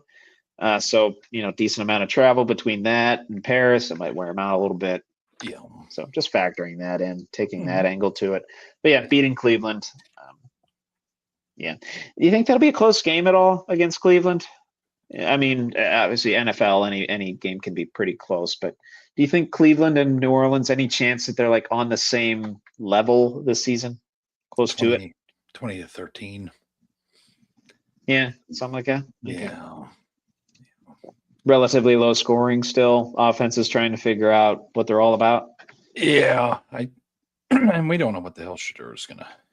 There's just No. fucking questions. We don't even know if it's going to be Shadur. We don't know. Okay.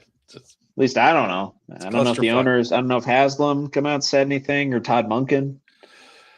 When Miles walked out, everything went out the window that I thought about the Browns. Yeah. Yeah. At least Denzel Ward still wants to be there. He's a fucking dog. No fool. Very good. Yeah. Very good. Seemingly a good human too. I haven't heard much about him off the field. So No. there you go. Yeah. Not in a negative light anyway. Yeah. Moving on, weeks 10 through 12 versus Carolina, at Chicago, then at Cincinnati. Well, Tough. It's tough.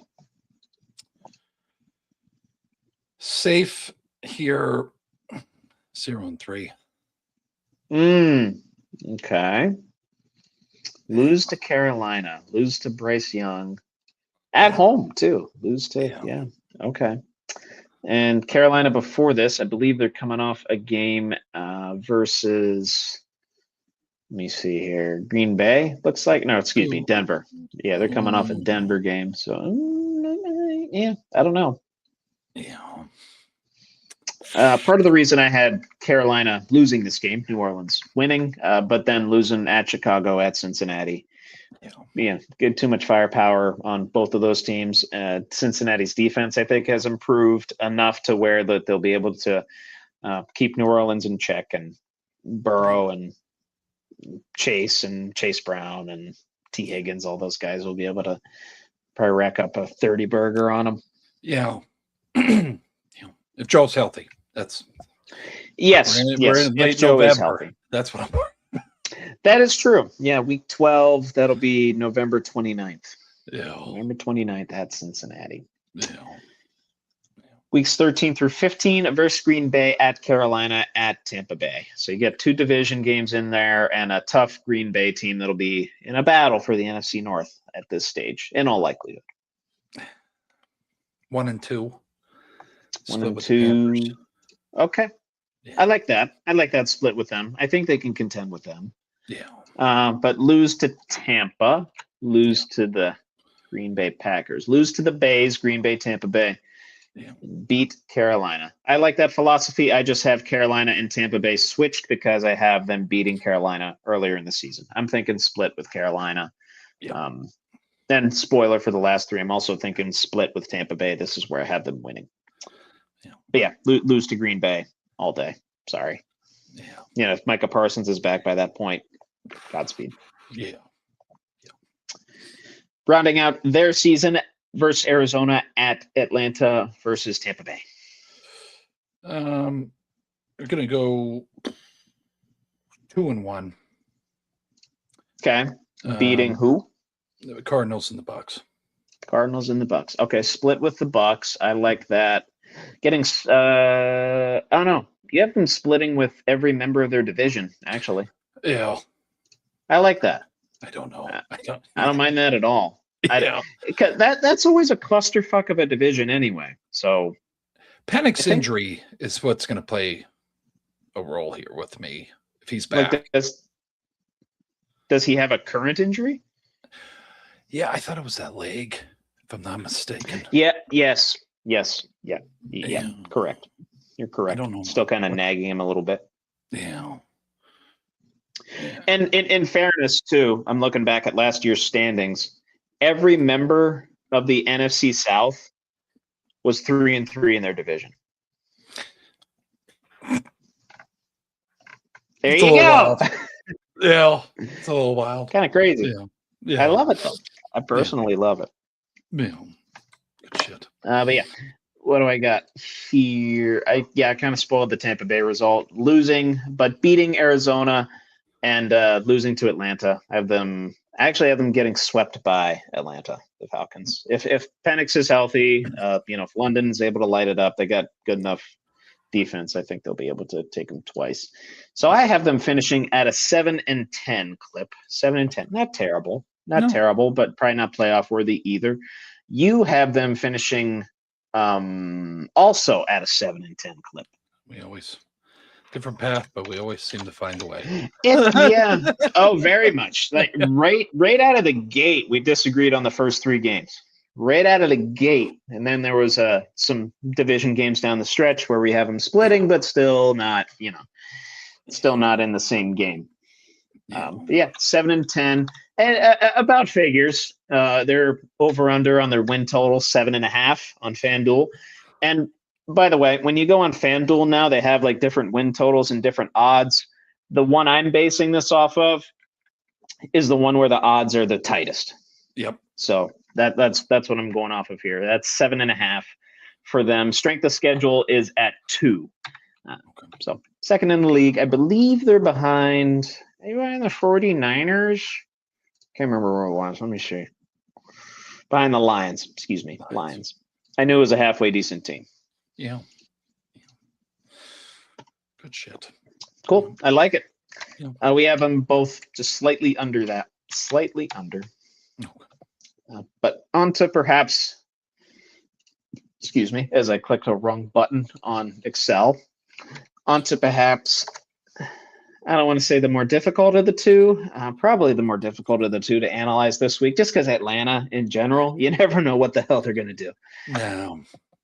They're usually like middling, but you never know if they're going to have a horrible season or like a great season. Like, you don't know unless Arthur Smith is coaching them. Yeah. So, but yeah, Atlanta last season, I want to say, they were 8-9, along with pretty much the rest of the NFC South. Lost on tiebreakers to the Saints, or no, not to the Saints, to the Bucks and to the Panthers, respectively. Panthers winning that division last year. Mm-hmm. But yeah, another middling season for Atlanta. We'll see how it shapes out here, leading out weeks 1 through 3. There we go. Again, some Excel shit going on. I get distracted. I'm an accountant. I'm like, It's weeks 1 through 3 at Pittsburgh versus Carolina at Green Bay. And their primetime games real quick. Week 3 at Green Bay on a Thursday. Week 4 at New Orleans. That's that Monday night game. Week 5 versus Baltimore on a Sunday. Then they play Cincinnati week 9 in Madrid. Oh, hell yeah. They're the Madrid game. Okay. Yes, sir. Yeah. And to reiterate, weeks 1 through 3 at Pittsburgh versus Carolina at Green Bay. Yeah.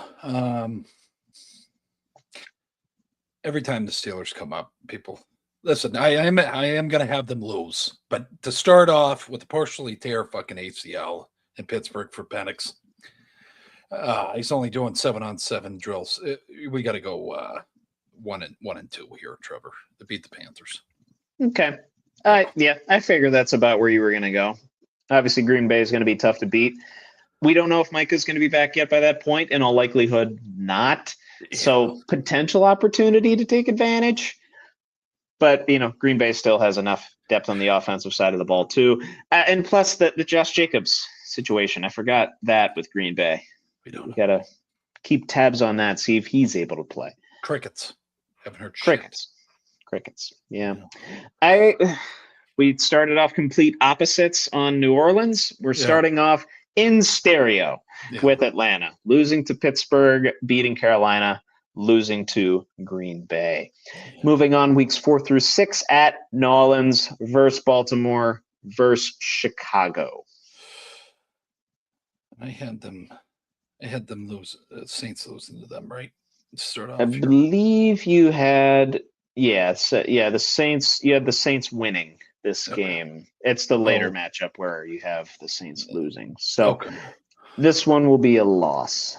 Okay. Then Baltimore and Chicago at home. Godspeed. 0-3. Starting off 1-5. Yeah. This is tough. What's your strength of schedule? I don't mean if you don't have it, that's okay. But I have it. No, I have it. I always have it prepped. I just don't reveal it until the end. 20th. So not great. This is fucking rough. Yeah, it's a tough draw. It's a tough draw. Jesus.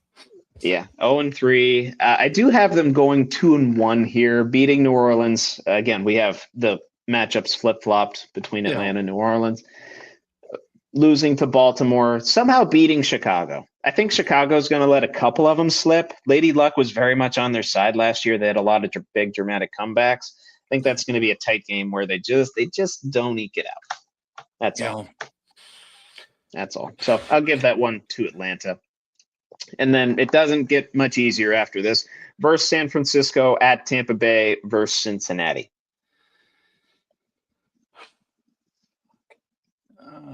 Do they get a win in there somewhere? 2-1. Oh. Let me do a Paulie from Sopranos. Oh. The Bucks and the Bengals they beat. Ooh, surprise. Yeah.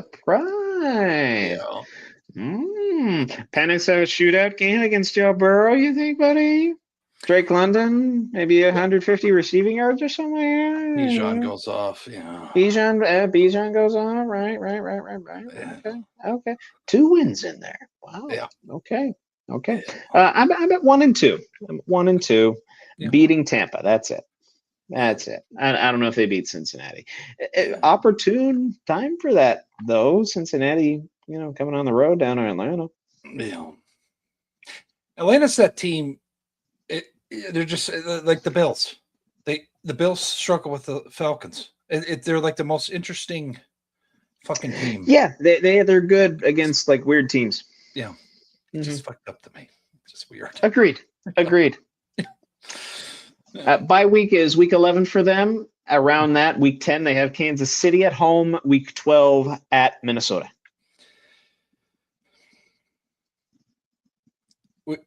Another.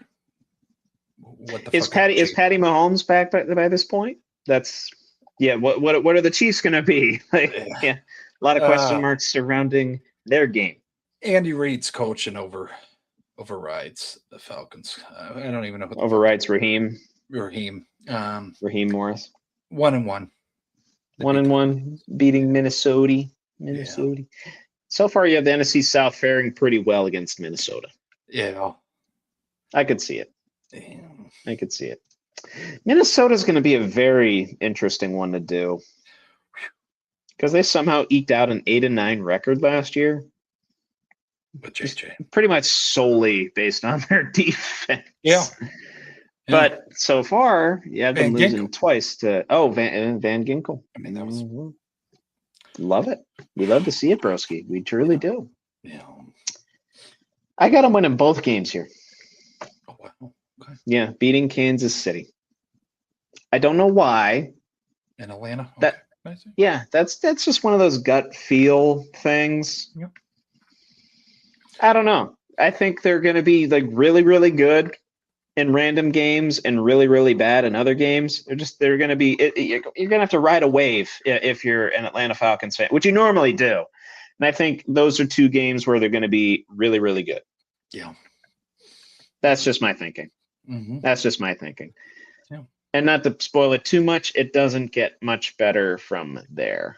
No. At least not for me. No. Weeks 13 through 15 versus Detroit, at Cleveland, at Washington. 0-3. They lose to Cleveland? Yeah, there's a significant injury. They injuries in the Lions game. I just feel it. Oh, I think- okay. I don't want to say it. Hutch Penix? coming off the edge takes out Okay. Bijan or Penix. Yeah. And it's right where they're going to make that push. That's why I think it goes downhill from here. I really do. Sure. Okay. That makes some sense. Yeah. I've been beating Cleveland, but yeah, otherwise losing to Detroit, losing to Washington. Dan Quinn's going to have those boys fucking chopping. I would think so. Yeah. If Washington's fully healthy by that point in the season, Jaden Daniels, slinging the rock around. I think Washington will take care of business there. That'll be tough. That'll be a tough environment to play in. Yeah. Not for nothing, too. They got the draft coming up there next year. Yep. Washington.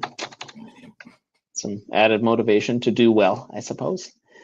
Then week 16 through 18, closing it out, versus Tampa, versus New Orleans, at Carolina. 3 straight division matchups to round it out. Okay, so I had the Falcons winning this one against the Saints. You do have the Falcons winning this one. Okay. I'm going to have them split with the Panthers. Did I have them beating the Panthers early on? You had them beating the Panthers early on, so they lose Yeah. this one. Yeah. And you had them beating Tampa early on as well. So do you. 0-3.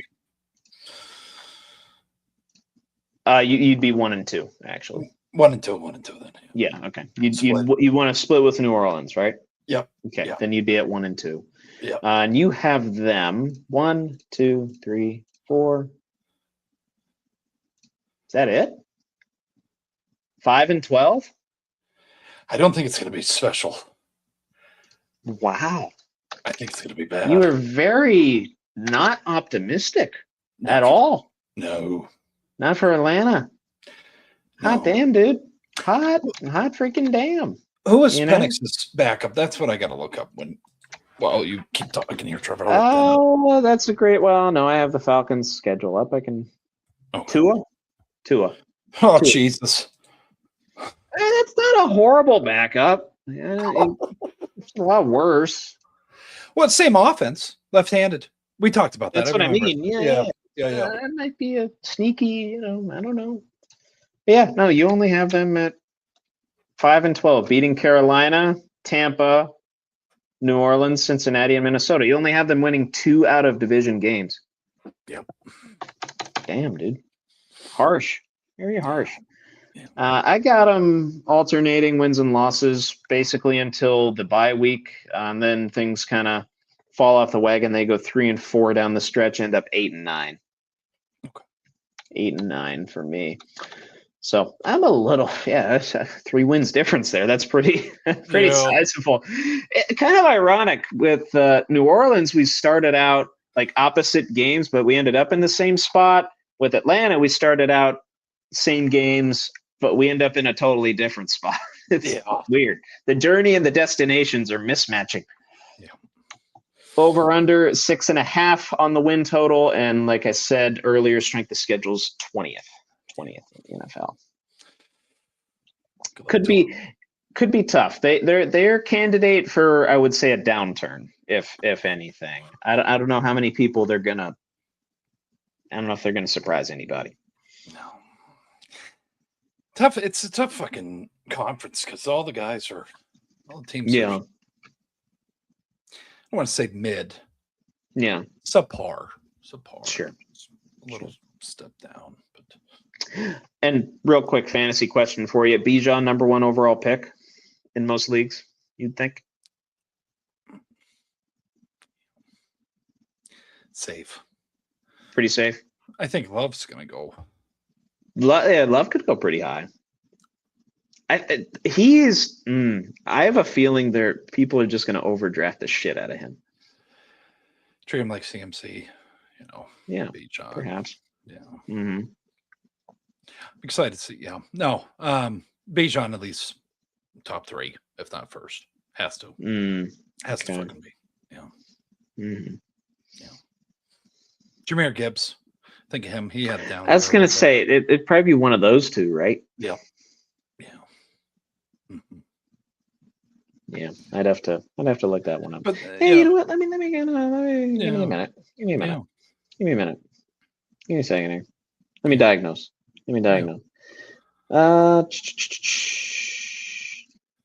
Select a league to activate. You know what? I'll just activate it now. Screw it. Yeah. Screw it. Yeah. Do it right now so I can actually look this thing up. Just to see.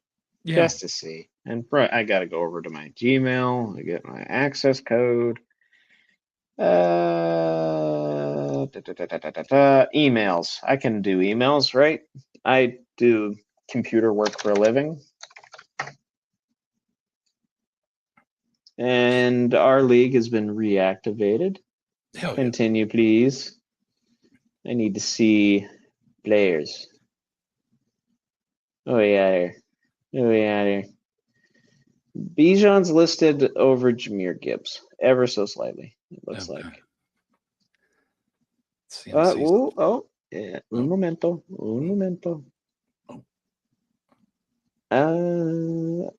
Yeah, those two and Puka are top 3 projected points. Really? Okay. Mm-hmm. Puka sneaking up there. Very nice. Puka. I just got the fucking alert. Yeah, there you go. Nice. The league has been reactivated. Yeah. Did that during a live show. Love to see it. Well, that's cool. But yeah. Cool. But no, I'm excited to start this journey with you, beautiful people, and Trevor, and see what the hell we can cook up here for you guys. Yes. And again, I do sincerely apologize. I will not be a part of that journey tomorrow. Or no, not tomorrow. I will not be a part of that journey next week. Yeah. I will be, where will I be at that point? I think in Cozumel, Mexico. Yeah. I think that's what it is. Mm-hmm. Yeah. That'd be fun. I think I get an aquatic submarine tour that day. Pretty sure. Definitely get some pictures. Yeah. Oh yeah. No doubt. Yeah, there will be multiple photo dumps. I don't know if I'll do like one for each day, but like there will be multiple photo dumps of the Caribbean. Let me take some. And real quick, for those that actually keep track of my Instagram, I do that little countdown to the NFL season. I am taking requests. I've already gotten a couple requests for a couple of Raiders. Okay. So if you want to see a certain player, I'm doing Steelers and the rest of the NFL as well. I'm opening it up to the entire NFL. Yeah. First come, first serve with the requests, and obviously, be mindful of potentially other teams that need represented. Yes. So I reserve the right to reject requests, but first come, first serve otherwise. Hell yeah. DM me, text me, do what you got to do. Hell yeah. But you want to go on a scale? Yes, please. It's going to get interesting here. I can feel it.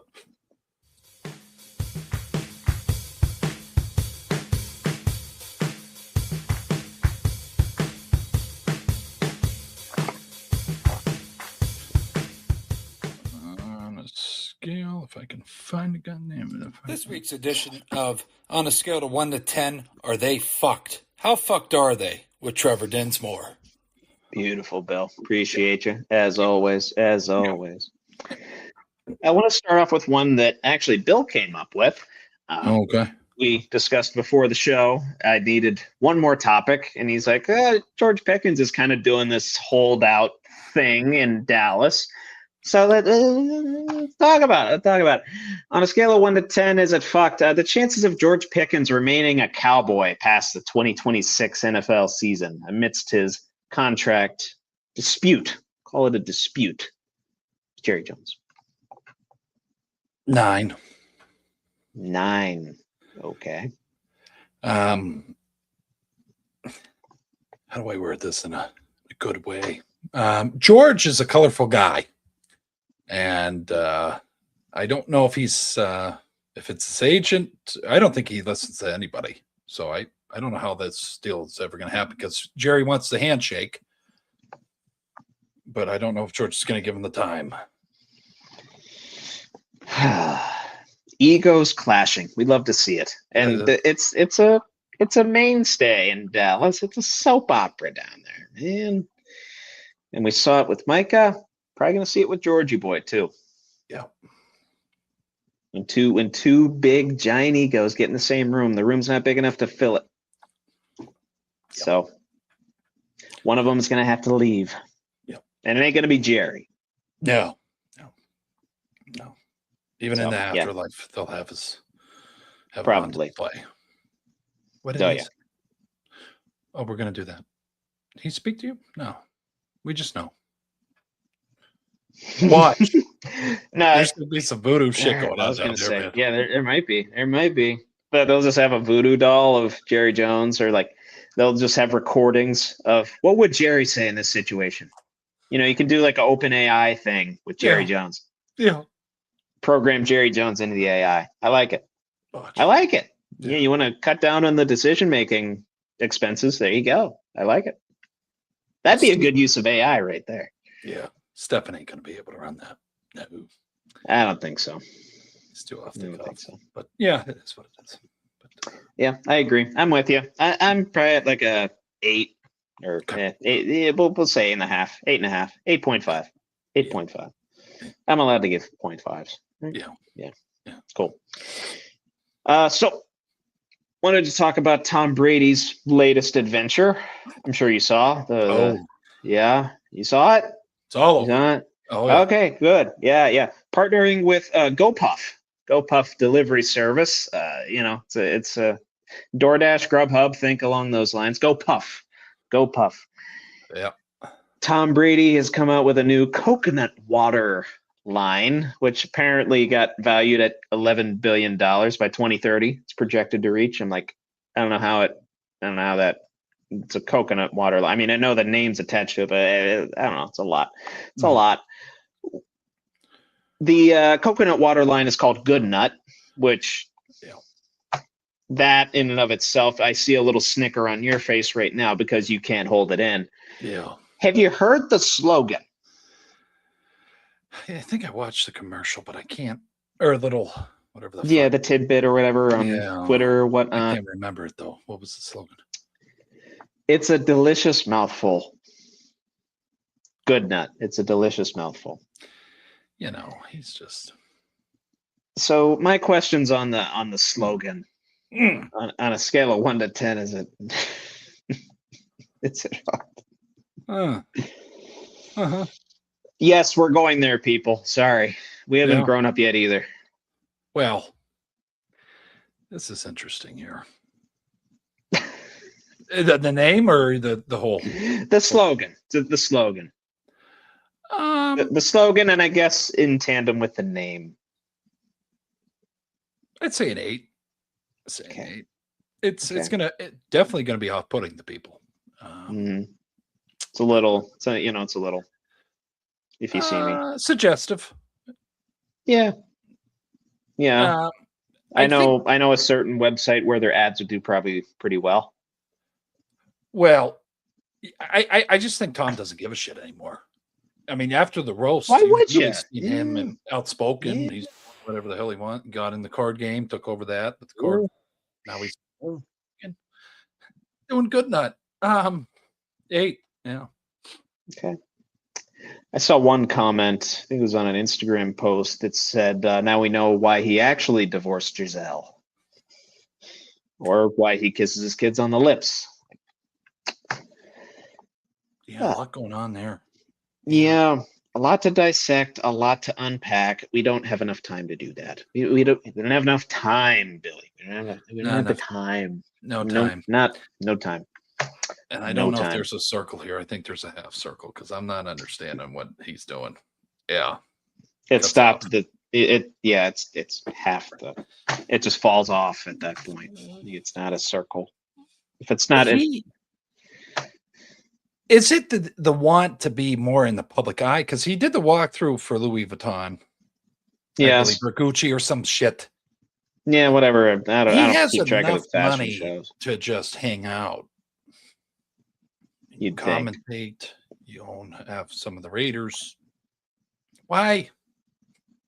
I don't know why we went down this venture. But again, I don't have the money to play with like him. But you know what I'm saying? It's just controversially. I don't know. It's just interesting. Need more information. It'll come out. But it'll come out all right. Literally. Yeah. So I'm sorry. Good stuff. Mom and Dad, if you're watching, I'm sorry. I meant that. I did that. Oh, you did that? Good one. That was good. That was very, yeah. I'll say a few Our Fathers tonight before I go to bed after that one. Thanks, Bill. Appreciate it. Appreciate it. Thank you, Tom. Thank you, Tom, for giving us good nut. Yeah.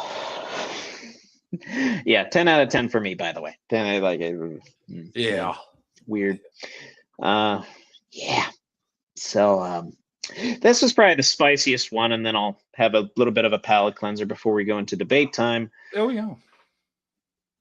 Brendan Sorsby. Yep. Judge came out, ruled that Sorsby is eligible to play this season, will be serving a 2-game suspension against Albion Christian and Oregon State on Texas Tech's schedule. Mm-hmm. And this was just right after that all this happened. Well, of course, Brendan, for those that don't know, Brendan Sorsby gambled like $100,000, a lot of that on his own team. Go look it up. Yeah. Georgia and Nebraska have pulled out of all athletic competitions with them. Big 12 ADs are in a tizzy right now. They're saying, okay, yeah, we might not schedule these guys anymore. All of that per On3's Instagram page. And I don't know. To me, it's just going to keep spiraling. And it seems like. So I want to take it to the nth degree here. On a scale of 1 to 10, are they fucked? The chances of Texas Tech staying in the Big 12 long term amidst this Brandon Sorsby decision. 10. That's an easy 10 for me. That's an easy 10. I mean, the guy gambled on his own games. Correct. We're talking like Pete Rose levels of, yeah. Yep. Yeah. Again, maybe not, I don't know all the details. Maybe he wasn't throwing the games, but like, bet on his own game. Correct. In college football. You guys just got money and NIL and contracts and stuff, and you're blowing it on gambling. Why are you doing that? I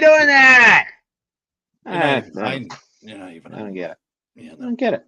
And that's something for the NCAA and how much leverage they have in these situations, huh?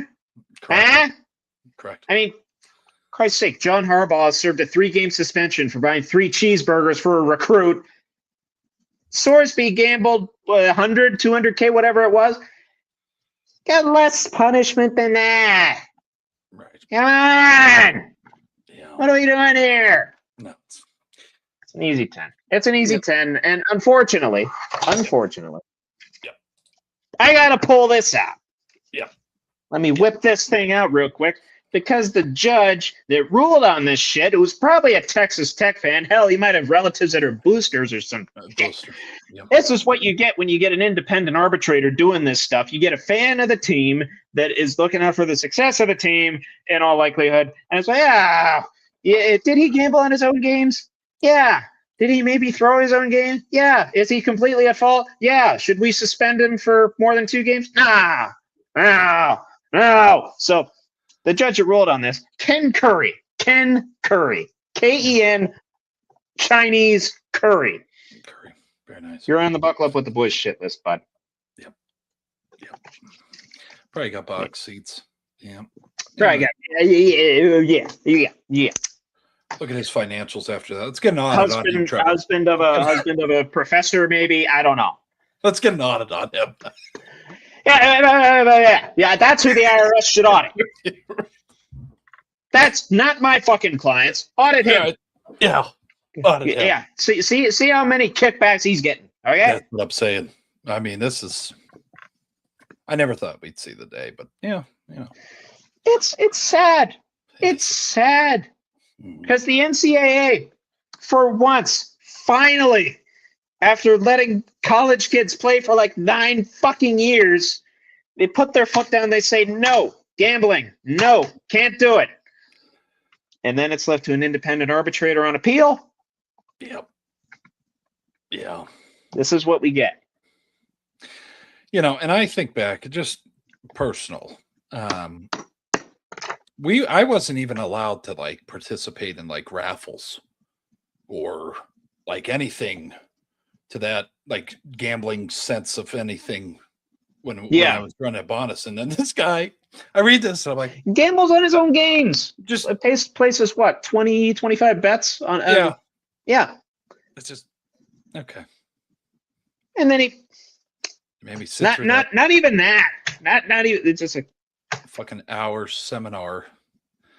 And this guy, yeah. I mean, it's funny. It's funny.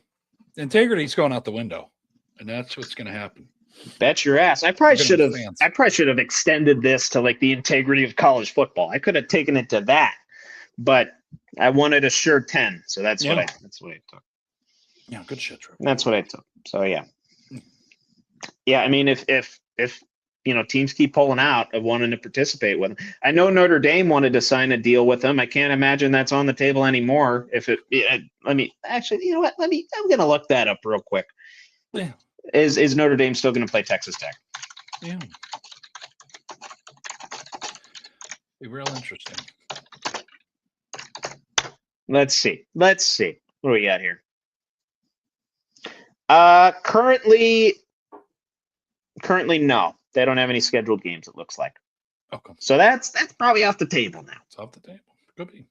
At least if Notre Dame wants to maintain their integrity. Where are you at if they play? Are you okay with that? Or? No, I'm not okay with that. Okay. No, I'm pissed off. I'm very pissed off. Okay. Because as much as we claim to be, I know we're not we have our own athletes with our own problems and stuff, but if we condone that, right? If we condone a guy betting on his own games, potentially, tampering with it, disrupting the integrity of the game, that's where I draw a hard line. Okay. Yeah. No, I don't think we're done here. I think there's going to be a lot that comes out over the Not even close. Not even close. Startup of the season too. No, good shit though. Yeah. Good. Yeah. All right. Done with that. Okay. On to a little bit more of a, I know I use this term a lot, but palate cleanser. Cleanser before debate time. Yeah. Got a King of the Ring qualifier, King of the Ring semifinal match next week. Mm-hmm. Dirty Dom Mysterio faces off against the ruler, Obafemi. Yeah. A lot of rumors potentially swirling around. Brock Lesnar might interfere, cost over, blah, blah, blah, blah, blah. Just wanted to get your flavor on if this is going to be the spot where it happens, or is the inevitable going to happen and Dom gets his ass kicked? I know what you're hoping for, but let's see where you make your decision. Yeah. On a scale of 1 to 10, they fucked Dom Mysterio against Obafemi next week on Monday Night Raw. 10. Okay, good. I'm with you. He's probably going to get his ass kicked.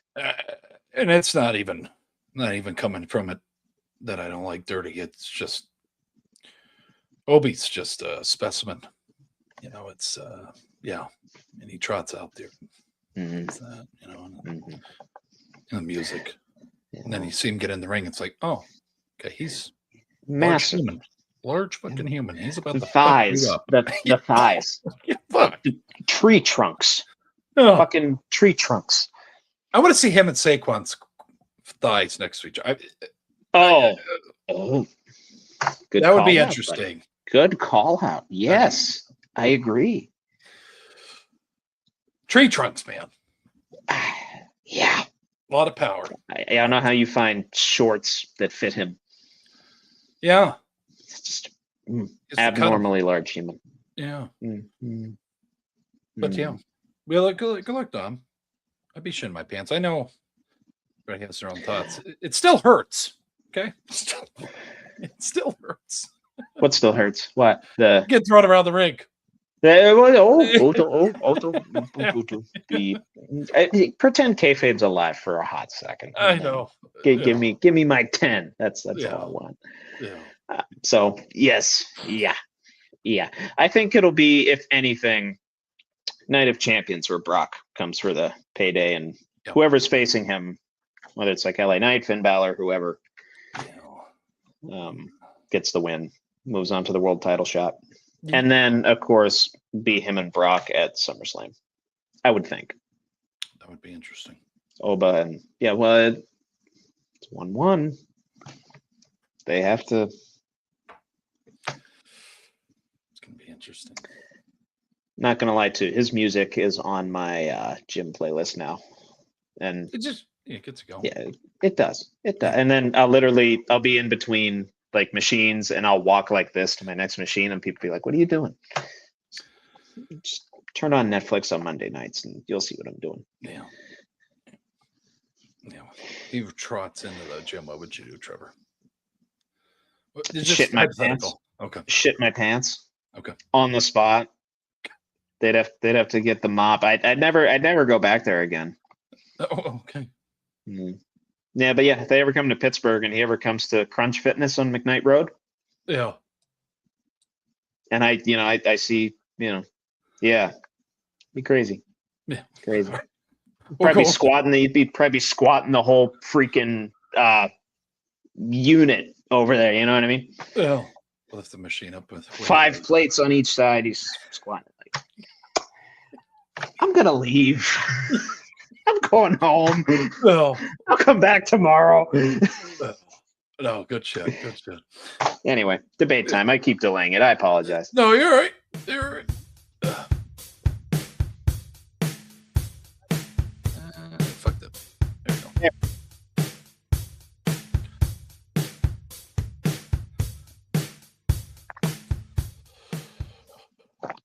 Weighing in at 240 pounds from Olean, New York, your St. Bonnie alum, Drew Billy, with debate time. 4 questions as usual for me and Trevor to dissect here for you beautiful people. Also love to hear what you guys think in the comments as well. I butchered it. I had to rewrite it. One beach you would want to visit in your lifetime, Trevor, that maybe happened. One beach.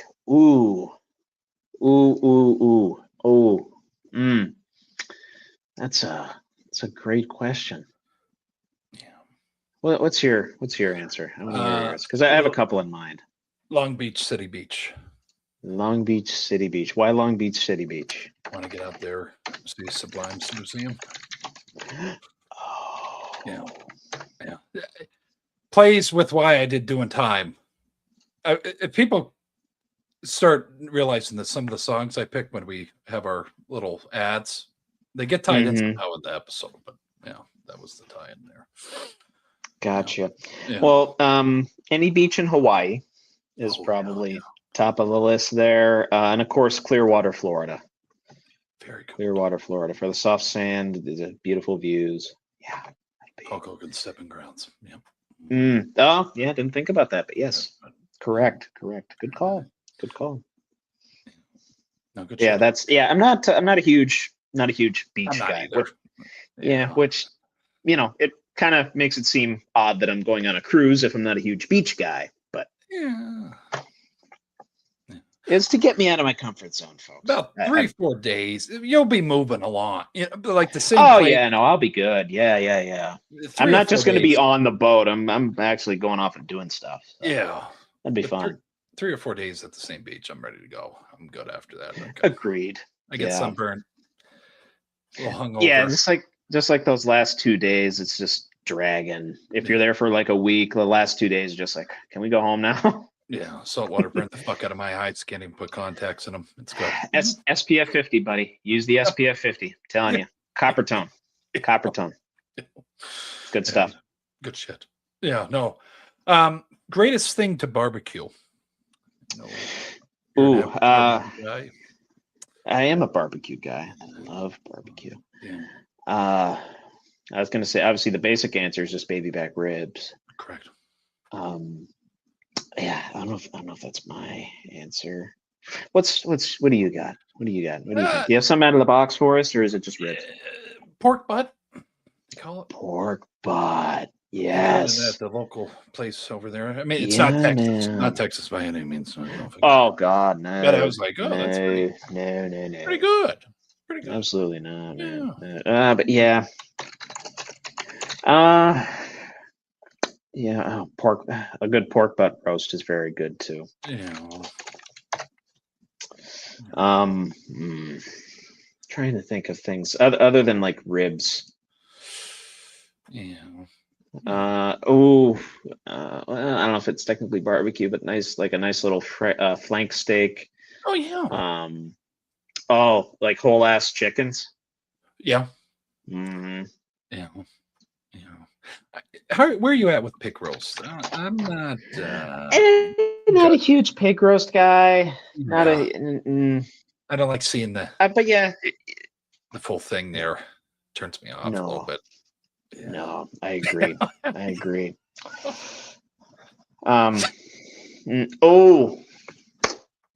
Brisket. Oh yeah. Oh yeah. I love me a good brisket. That's good shit, right there. I only have brisket like once a year, but every time it just falls apart. It just falls apart on me, and it's beautiful. Yeah. It's so good. It's so good. I usually have it at like a graduation party, or I don't know, somebody got promoted or something, or birthday party. Yep. But yeah, beef brisket. Don't have it a lot, being a part of a traditional Italian family. Italian/German. It's more of a, I don't know. Is brisket's more of a Jewish thing, correct? I don't even know where it's derived from. I might be mistaken on that, but I don't know. But yeah, no, it's good shit all around. One thing you would like to see the NFL do, that could be rules, maybe a performance, what have you. Can we get a country artist to perform the halftime show, please? So we're on the same wavelength here. Like, yeah, here. Can we do that? That'd be great. I heard it's going to be Justin Bieber at the next Super Bowl. I get it. Are we good with the pop artists that were relevant like 10 years ago? Which, I mean, Bieber's relevant now, of course, but yeah, I'm biased. I love country music. Can we get some country artist to perform the halftime show? And can it please be Luke Combs? Please. He'd do a great job. He would. He'd do an amazing job. And he wouldn't cancel on you either. Have Post Malone come out as a guest or some shit like that. That'd be some. Ooh, they could play. What was it? What's the song? Guy for that. I got that rebounds about. You could get a lot of cameos from that. I mean, oh yeah, dude. The hip hop and country are kind of crossing over lately. He did a nice little song with Big X the Plug. Bring him out. Yeah, demographic. Maybe Herbie Lanny Wilson. Get her in there too. Get the get the whole. Yeah, make it a big conglomerate country thing. That'd be great. Well, hell, if they want the Super Bowl in Tennessee, they should. If they don't have a country artist there, I think we're gonna have to. I get it. It's out in LA this year. That's fine. Yeah. Do the pop thing. Whatever. He's I don't right give a there. fuck.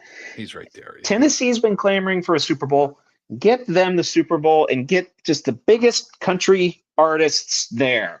Just Jelly do Roll, it. Luke Holmes, all Jelly Roll. Yes, Jelly Roll. Oh, God. Jelly Roll gets me emotional. Oh, yeah. Oh, man. Yeah. Just his story and like the, Oh, yeah. very evocative lyrics. Yeah. But makes me every time. Yeah. Get it done. Agreed. So was that yours too? Oh, yeah. Country artist doing the halftime.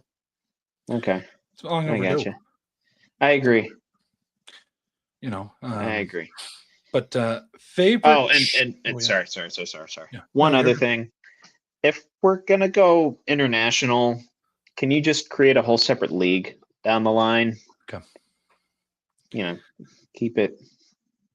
That'd be my opinion. Euro Maybe ball, like I was gonna say, do the Euro League again if you want to expand internationally. Yeah. If they like American style football over there, yeah. You can make it a developmental thing or just even like a supplemental thing. Yeah. Give people another option over there, rather than. Well, I know they're kind of used to the NFL talent, domestic, but yeah, once you grow the game enough, like way down the line, I hope at some point that's the end game rather than just like a division over there, because then it's all kinds of like travel shit and like creates a lot of burden on the domestic teams. Yeah. No, and that Ethiopian guy the Eagles drafted there at the end. Oh yeah. I was there for that. I was there. Yeah, that was fun. That kind of big hulking, But they don't make the call. Where's he go? We don't. I don't know. You know what I mean? Like that guy could have had. If you have another league, okay, you didn't make an NFL. We'll send you over there and develop, and then maybe come back. You know, I mean, how many international guys don't make it because they don't have the spotlight on them? But yeah, we'll see what the fuck comes of it. And for that guy in particular, it's a little bit easier of a walk to Europe than the States. I only joke about that because he said on the phone, right? Oh, I'll have to walk there after he got the call from Roseman or Sirianni, whoever called him. Poor guy. Yeah. Good dude. But, good dude. Love it. Favorite brand of shoe to wear? Well, that's easy. Jordans. But one that's been catching my eye lately, and it's actually, I was wearing it to the Morgan Wallen concert, and they were super comfortable and super stylish. I got a couple compliments on them. Was Converse. Oh, very nice. I like Converse. Yeah. It's just those like regular like flat shoes, like skater type shoe. They're very comfortable. Very comfortable. I like them. I didn't want to wear. I was going to wear my Jordans, but I thought it was going to like rain a little bit, so I'm like, I don't want to get the Jordans wet. So stopped off at Target the night before, got some Converse, and I don't know what they put in the insoles of those things, but it just fixed my arch thing. The arch of your foot, kind of fixed that thing for a little while. Very comfortable. Very comfortable. Yeah. Casual. If I'm walking a lot, I'll go Nike. But if it's, try to switch it up. Vans. No, that's a little throwback. Hey, yeah, there you go. Yeah, along a similar line of thinking. Vans. Yeah, but I don't skate. Tried to skateboard one time, almost broke my fucking shin bone. I'm never getting on a skateboard again. But yeah, I did bike for a while. I did the sport. I don't know what you would call that. Yeah, BMX. Yeah, I did that for like a summer. Never did learn how to skateboard though. I can scooter. I like scooters. Yeah, I like scooter. I was able to do kickflip with a scooter, but not with a skateboard. Gotcha. Never do it with a skateboard. Yeah, let me get this queued up here for you, Trevor. Oh yeah, absolutely. I got another sound.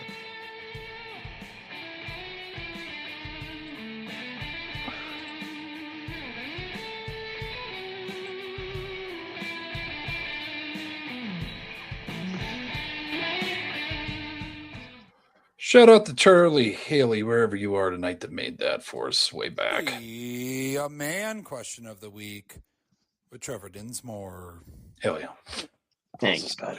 Appreciate it. Yeah. Yeah. Did you see the latest post from that Boston Be a Man dude? Did I send you that? I gotta look. Yeah, Yeah, okay. you might have. Yeah. Yeah. Yeah. It was a Pride Month thing. It was like, yeah, it was kind of funny. Yeah, I'll let you watch it so I can get your natural reaction. Yeah. But yeah, I'll just say it has something to do. Not making fun of Pride Month. It's it's in good taste, but like it's still kind of funny. Yeah. But anyway, figured in line with Men's Mental Health Awareness Month, Be a Man question of the week. The attire that I'm wearing tonight, man that I admire for him raising awareness of men's mental health. He always does the post-fight interviews and does a lot for men's mental health organizations. Patty the Batty on my sweatshirt. Oh, wonderful human, and hence why I was doing the little at the beginning. Dun, dun, dun, dun, dun, dun, dun, dun, dun. I love it when he comes out to that. Yeah. A little bit more of a Biddle. Words, Trevor. Words. Bit more of a complicated question this week. Yeah. Just because of its, I guess, the terminology within it. You kind of have to think about what I mean by the question. But what defense mechanism do you resort to the most when encountering potentially anxious situations? Like, how do you put your guards up against anxious, or I guess against anxiety as a whole? Yeah. Yeah. There's shit I do that people will catch on to if you're around me a lot. Okay. But to put into words, I've very reserved. Okay. Yeah. Like isolation. Yeah. I won't. I think I told you that if you see me in a group of people that I'm not too fond of or whatever, you're not going to see me joking around. I'm just going to be drifting off, reserved. I'm not. Yeah. Yeah. But that's my defense. When I get anxious, I just reserve myself. Yeah. Okay. You just shut off completely. Don't talk. Shut up. Yeah. And you can catch it. Are you still like in tune with conversations and stuff? Give you the short answers. That's the real tell. I got you. And then I talk about my hands. I can't feel my hands. That's kind of where it derives from with her. Because I don't move. I just gotta stay. I don't know what to do with the hand. Yeah. I'll sit in that chair and I just won't wait for someone to come talk to me, but I won't go. Yeah, reserve. Yeah. Right. Yeah. No, I got you. I was gonna say denial's a big one for me. Just kind of like denying what I'm feeling. It used to be a big one, but now kind of along the same lines as you. Actually, isolation. I just try and get away from everything. First of all, I just kind of try and ignore it, and I just kind of bottle it up and compartmentalize that. And then try to move on without actually dealing with certain situations or dealing with my fears and then the next time I encounter that, do the same thing. Isolate, compartmentalize, move on. Yeah. Isolate, compartmentalize, move on. And then I just leave. And then I just have all those little like drawers of filing cabinets with those situations in my head that I never dealt with. And mind races. Yeah. And then hence my social awkwardness, I guess. Yeah. No, my mind races too. Like I just start thinking. Oh yeah. Oh, all the time. At night it's bad. Makes it harder to breathe and. Yeah. Oh yeah. Well, then you think about, I should have said this, and I should have said this, and instead of this, I embarrassed myself, and then I did this, and then But in the moment, that's what I do: isolate, compartmentalize, just bottle it up, and then move on. And then you think you unbottle it later, and it's like, I was an idiot. I could have been a lot nicer. I could have done something to help remedy the situation. But in the moment, you don't really think about that stuff. No. Reflection is, like I told you, reflection I don't bring in the next day. So that's yep. No, you have to. Mm-hmm. You're go fucking mad if you don't, or I won't. Yes, I always go by, don't carry today's shit into tomorrow. Yeah. Leave it in the shitter, if you will. Well, but no, good shit, Trevor. Yeah, no, they're good. They're not the easiest questions to answer, but they're questions that need to be discussed, and they're good shit. Yeah. Agreed. Yeah. Agreed. Yeah. Absolutely. And of course, I'm bringing the heat. It's Men's Mental Health Awareness Month, buddy. So we gotta discuss some introspective shit. We gotta open up a little bit here as we wrap up the shows. Yeah. No, good shit. But anything else for the folks before we close it down? I will miss you all next week. Maybe not in the moment because I'll probably be on a beach in Cozumel or, in a hot tub sipping on a martini or a Jack and Coke or a beer. But when I come back next week, I'll realize, I missed y'all. It's good to be back. It's good to be back. But yeah, obviously looking forward to my cruise, looking forward to a nice mental break. I will send you my picks later in the week. And yeah, we'll go from there. Billy will be carrying the load next week. So give him some love, give him some support. And I will see you all on the 23rd. 23rd, yeah. Jesus, this month's flying by already. It's already. I know, man. I know. I don't know about you. I got a busy June too. So it's just going to. Yeah. Fucking crows. But no, we appreciate everybody as always. Have a good day. Have a good night. Stay safe with their God bless. This was another episode of Buckle Up with the Boys with your host DB and host Trevor Dinsmore. We'll be back. Or I'll be back next Tuesday at 8. Make sure to hit the notify me button to stay up to date with the boys. Subscribe, like, and comment. Share if you have people out there that enjoy sports, and we'll have their questions answered in the comments, not ignored. But yeah, we'll be back then, and then Trevor will be back on the 23rd, and we'll pick right back up where we left off tonight. But we appreciate everybody. God bless y'all. Have a good week. Hell yeah.